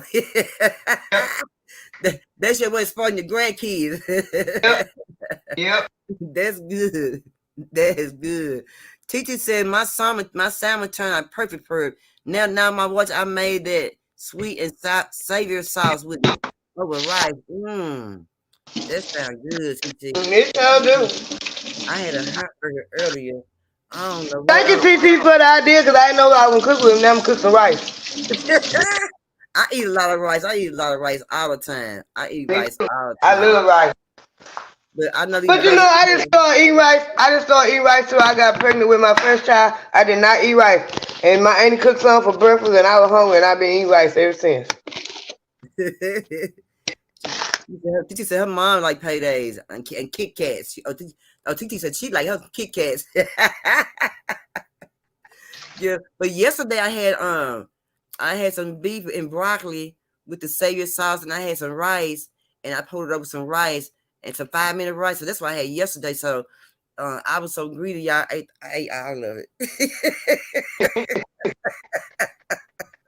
Yeah, I was like, I thought I was losing weight. I ate all of it. I ate Sunday morning because when I wake up, when I go to bed at nighttime and I don't eat, I be hungry when I open my eyes up. I mean, at 5 in the morning, I'm hungry, I'm starving. But if I eat before I go to bed, I sleep so good and I oversleep. But if I go to bed and don't eat, I be so hungry in the morning. I'm up at 8 o'clock in the morning trying to find me something to eat. At 5 in the morning, I'm trying to find me some crackers or some cookies or something to eat on, before daylight comes to hold me over. But it get kind of hard sometimes. So that's why I be careful about what you eat and stuff. So and what adjectives they put in this meat and stuff and preserves and stuff. So y'all be careful about what y'all eating and what you do, and what kind of food you purchase with. But if you can get your garden, if you make your garden, get your garden. That's organic. Sure, ain't nothing gonna be on it, so that'd be organic. So get your garden. So I wish I can get me a garden, but I can't get no garden in where I'm at. Sure, I would think I might give me some trash cans, but I'm a bunch of trash cans and flowers and shit on my porch and bring up a bunch of gnats and mosquitoes and flies and shit. Hey, you have to figure it out. The garden I had year before last, I had a good garden. Last year it was too hot. This year my husband decided he want to change up how we doing it, and ain't nothing hardly coming up. What? Year before last, I had a good garden. I had some pretty cucumbers. I had tomatoes all the way to December. What you say? Them little cherry tomatoes. It was all the way to all the way to December. Last year, it got hot, real hot last summer, and then nothing come up last year. Everything burned up. Everybody was complaining about they garden last year. It was too hot. Couldn't keep enough water on it. This year, I'm getting the rain and everything, but my husband changed up how we were doing it, and it ain't acting right. I just be quiet, and next year I'm gonna do it back like I want to do it. Say he didn't know what he was doing, huh? Yeah, he'll tell it. Yeah, he'll tell it. He's a genius. Well, if I ever get me a townhouse with grass on the back of me a house, I want to get me a garden so I can have me some cabbage and me some onions. I want me some purple onions, onions. Cabbage. The purple onions are good. They sweet onions to me. They good onions to me. I love them purple onions, baby. They're expensive though. They're expensive, but they good though. They real good. Dr. Sager said them the best onions for you. The purple ones. Sarah said Sarah said her dad got a garden, and they sure do. I know y'all got a garden. They got a garden outside, and they garden is growing. Sarah and them garden growing quick. Titi says it's beautiful too, Sarah. see me some veggies through the mail. So yeah, y'all know that Vino Entertainment TV is based on firearm violence, domestic violence, being violated. Also, we do see the unfortunate. And I may be going over this weekend on Juneteenth. It depends on how hot it is now, honey. If it's 100 degrees, I'm not going out that door. I'm so sorry feeding nobody no hamburger, no hot dog, no chip, no water, no soda, no nothing. If they gonna need it then, that's when they gonna need it most. It's gonna be hot. Hey, what we're gonna do if I pass out the damn heat? What good I'm gonna be? And you remember now, I'm 55. I ain't 22, 25. Shit, nah, baby. I'm gonna be. I might have a heat stroke this year. Last year, giving school supplies. School supplies away, girl. I had me a towel, girl. It was so hot, baby. I had me something to drink. Girl, it was hot. It was just draining. I got home at night, took my shower.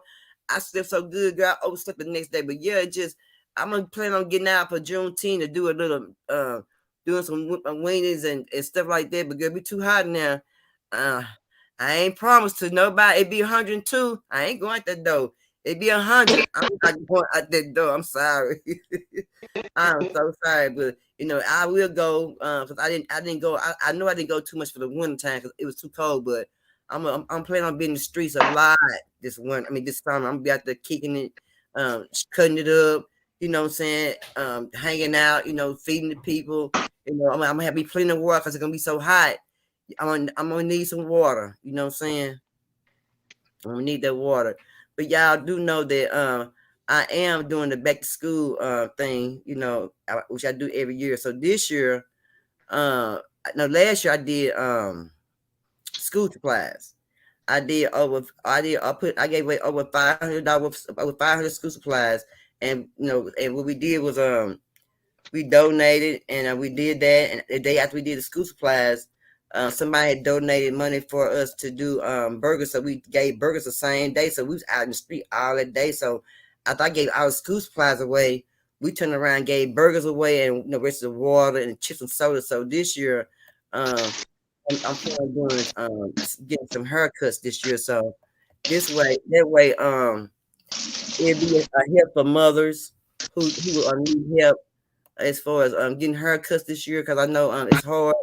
Cassandra said, a lot of parents didn't get a lot of income tax. They were able to really kick it. So I'm gonna try to get them get some haircuts out. Some young men's the age of 5 years old to the age of 18. But if you're over 15, I'm gonna need a student ID because these haircuts are for kids who are going to school. You know what I'm saying? Trying to get an education.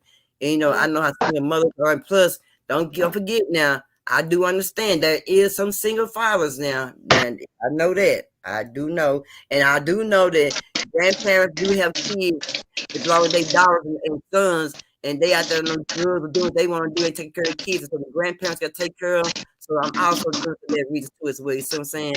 And you always catch donations between I guess the haircuts not gonna be no more than about $12.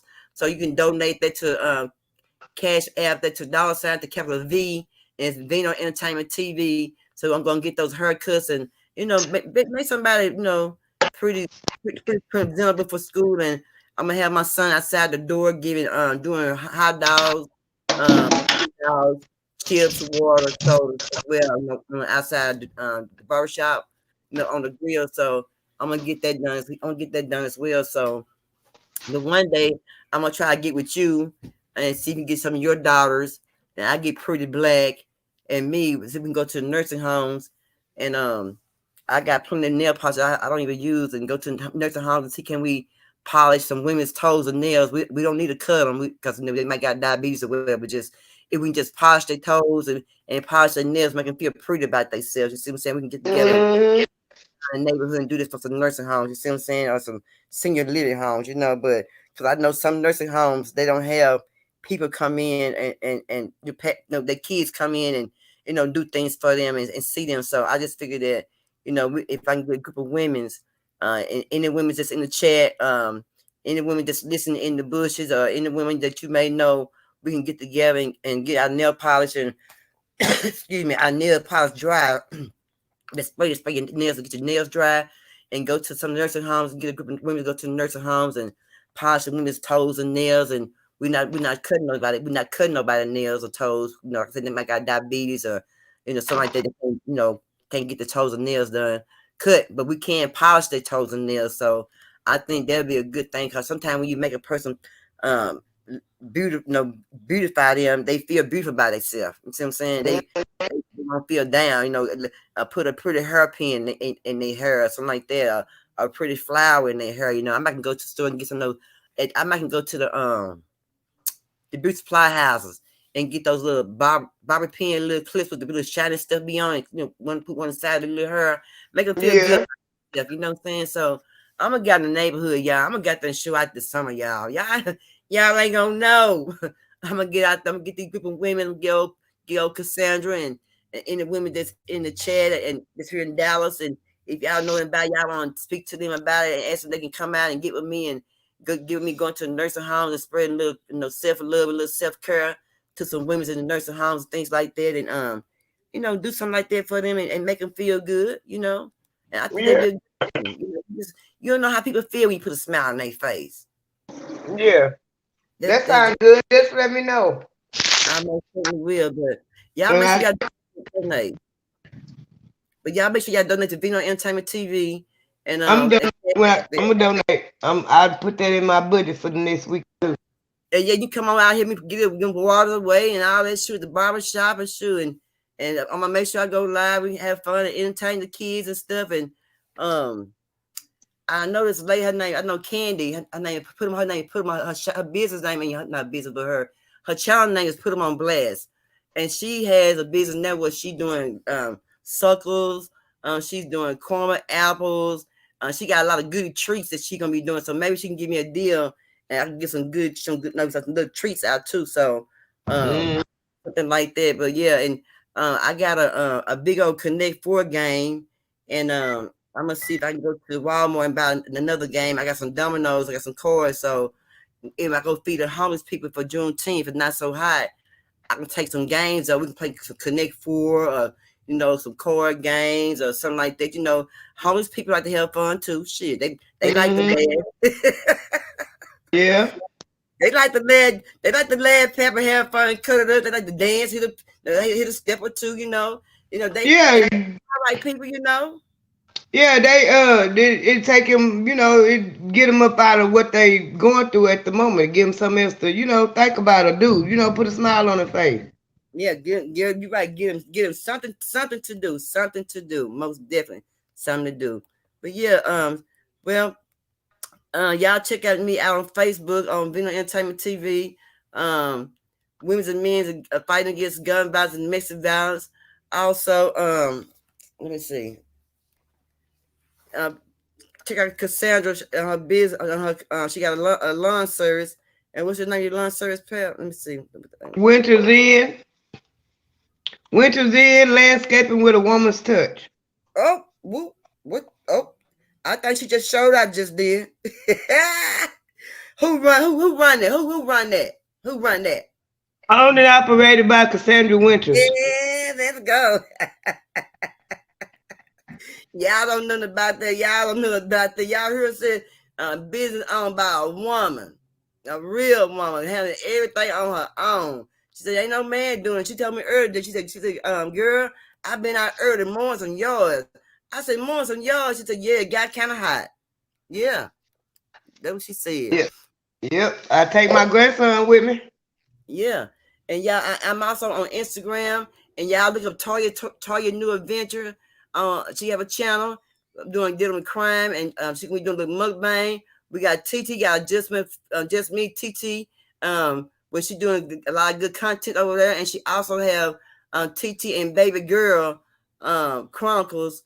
Also, she has that, and we have Watch Tribe with Now My Watch. So we have that. All those people right there I just named out. We are all up on the Vino Entertainment TV sector. So we have a sector at Vino Entertainment TV. So that way, we all gonna get together and do some smart things. And y'all check out the Treat Boutique, and that is owned by Sierra Rich. She has she make the tassel earrings. You know what I'm talking about, Sierra? Mm-hmm. Yeah, she makes the tassel earrings. She make the t-shirts. She make t-shirts for every different month for everybody. Right now, I think I saw her with some Pride t-shirts. I think I've seen Pride t-shirts on Facebook. But she had Pride t-shirts, and also she have treats too. She doing treats too. For holidays she has treats. But that girl does a little bit of every doggone thing. Just like Cassandra, she do taxes, she do yours. You know what I'm saying? She do advisory. It does all that. Check out Miss Cassandra on Facebook too. Yeah, y'all check out. We support her lawn business. Yeah, y'all check out the lawn service, y'all. She got a thing going on, y'all. Y'all also check out y'all check out my hair. God damn me, y'all. My hair, y'all. They been trying to twist my hair hand. They been lying on my hair. But hey, my hair's strong, man. I love me some my hair. Y'all check out my hair. And y'all check out Cam. Now y'all Cam. Now he's a youngster. He crazy as hell. He crazy, but he's all right with me. He's a good little boy to me. Not a little boy, little young man. You know, he's 29 years old. So young man, I call him youngster. I gotta know he's a young man. Y'all check him out. Y'all check out Rosa Toast. You know, he got good content over there. Y'all check him out. It's a lot of good people with good content, but I just want to say right before I go, it's a lot of content creators online been showing a butt, you know what I'm saying, and showing other colored people how we really just act. But see, they know how we act, but they just letting us show ourselves, showing them that what they've been saying about us the whole time about how we are acting and what we doing is wrong. You see what I'm saying? And what we got to learn is how to handle each other better than what we do and talk to each other better. And sometimes people get the wrong understanding when you talk to them in a different way. If you talk to a person with in a certain way, you see what I'm saying? It's how they react to you. It's always not what you say. As I said, it's always how you say it to a person. See what I'm saying? How a person react to you. So, a lot of things been going on YouTube, about fussing, fighting, and pulling up, fighting and shit, stuff, and we're women, and we're women of color, these things the things that we are doing out in these streets, the things that they do expect from us, they don't really expect nothing no better, you know what I'm saying? When they do hear things better about us, they think they be amazed by it, you see what I'm saying?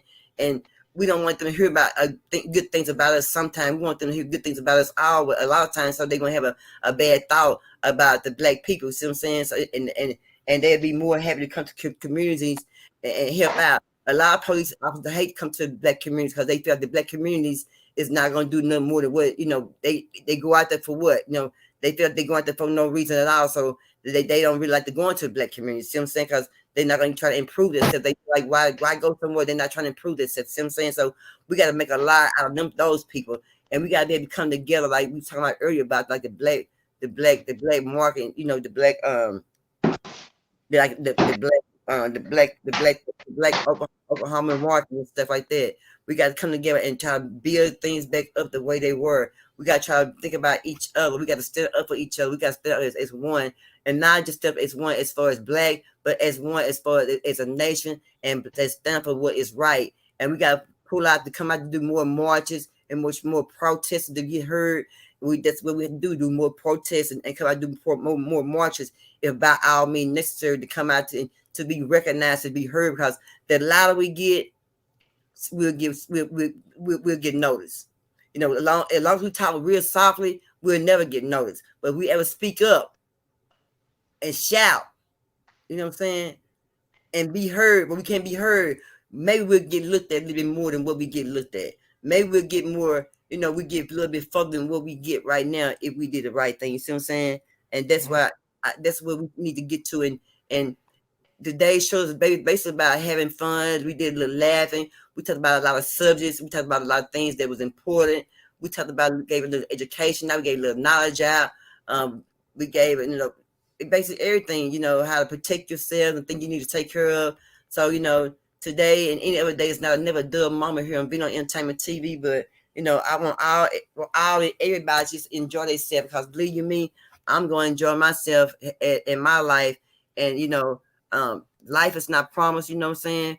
And when you lay down at night, You know, just always know in the morning we wake up, it's a blessing, because a lot of people don't know the reaper come by at night. The reaper come through at night. He come through at night. So I always know it's a blessing every morning that you open your eyes up, to smell the beautiful air, to see your family, your loved ones, make a phone call, take care of your business, to eat, do what you need to do. It's a blessing every morning. Because believe you me, like I said, the reaper comes at night, and you don't know when he's coming because he's tiptoeing. He's silent. He's silent. Don't go to bed mad. Always go to bed happy. Don't go to bed mad at nobody, because it don't make no sense. I don't go to bed mad at nobody. I try my best to go to bed mad at nobody, and I always try to pray. You know what I'm saying? Because I want to be, you know, I want to be in that number. They say in that number path when it comes through. That's what I want to be in that number. You know what I'm saying? When time comes, I'm not saying the purpose perfect. I ain't saying I'm big. I've been I done been through some things. You know what I'm saying? That's called life. I done had some life. You know what I mean? And, you know, I can't complain about my life that I have had. I have had a lovely life, and I love my life, and I love my life right today. But all that being said, Sarah, Cassandra, and TT, to your mom, we're gonna go ahead and do some Dutch, and we forget out of here. Y'all have a good night. And as I say, peace and blessings to everybody. we don't love your damn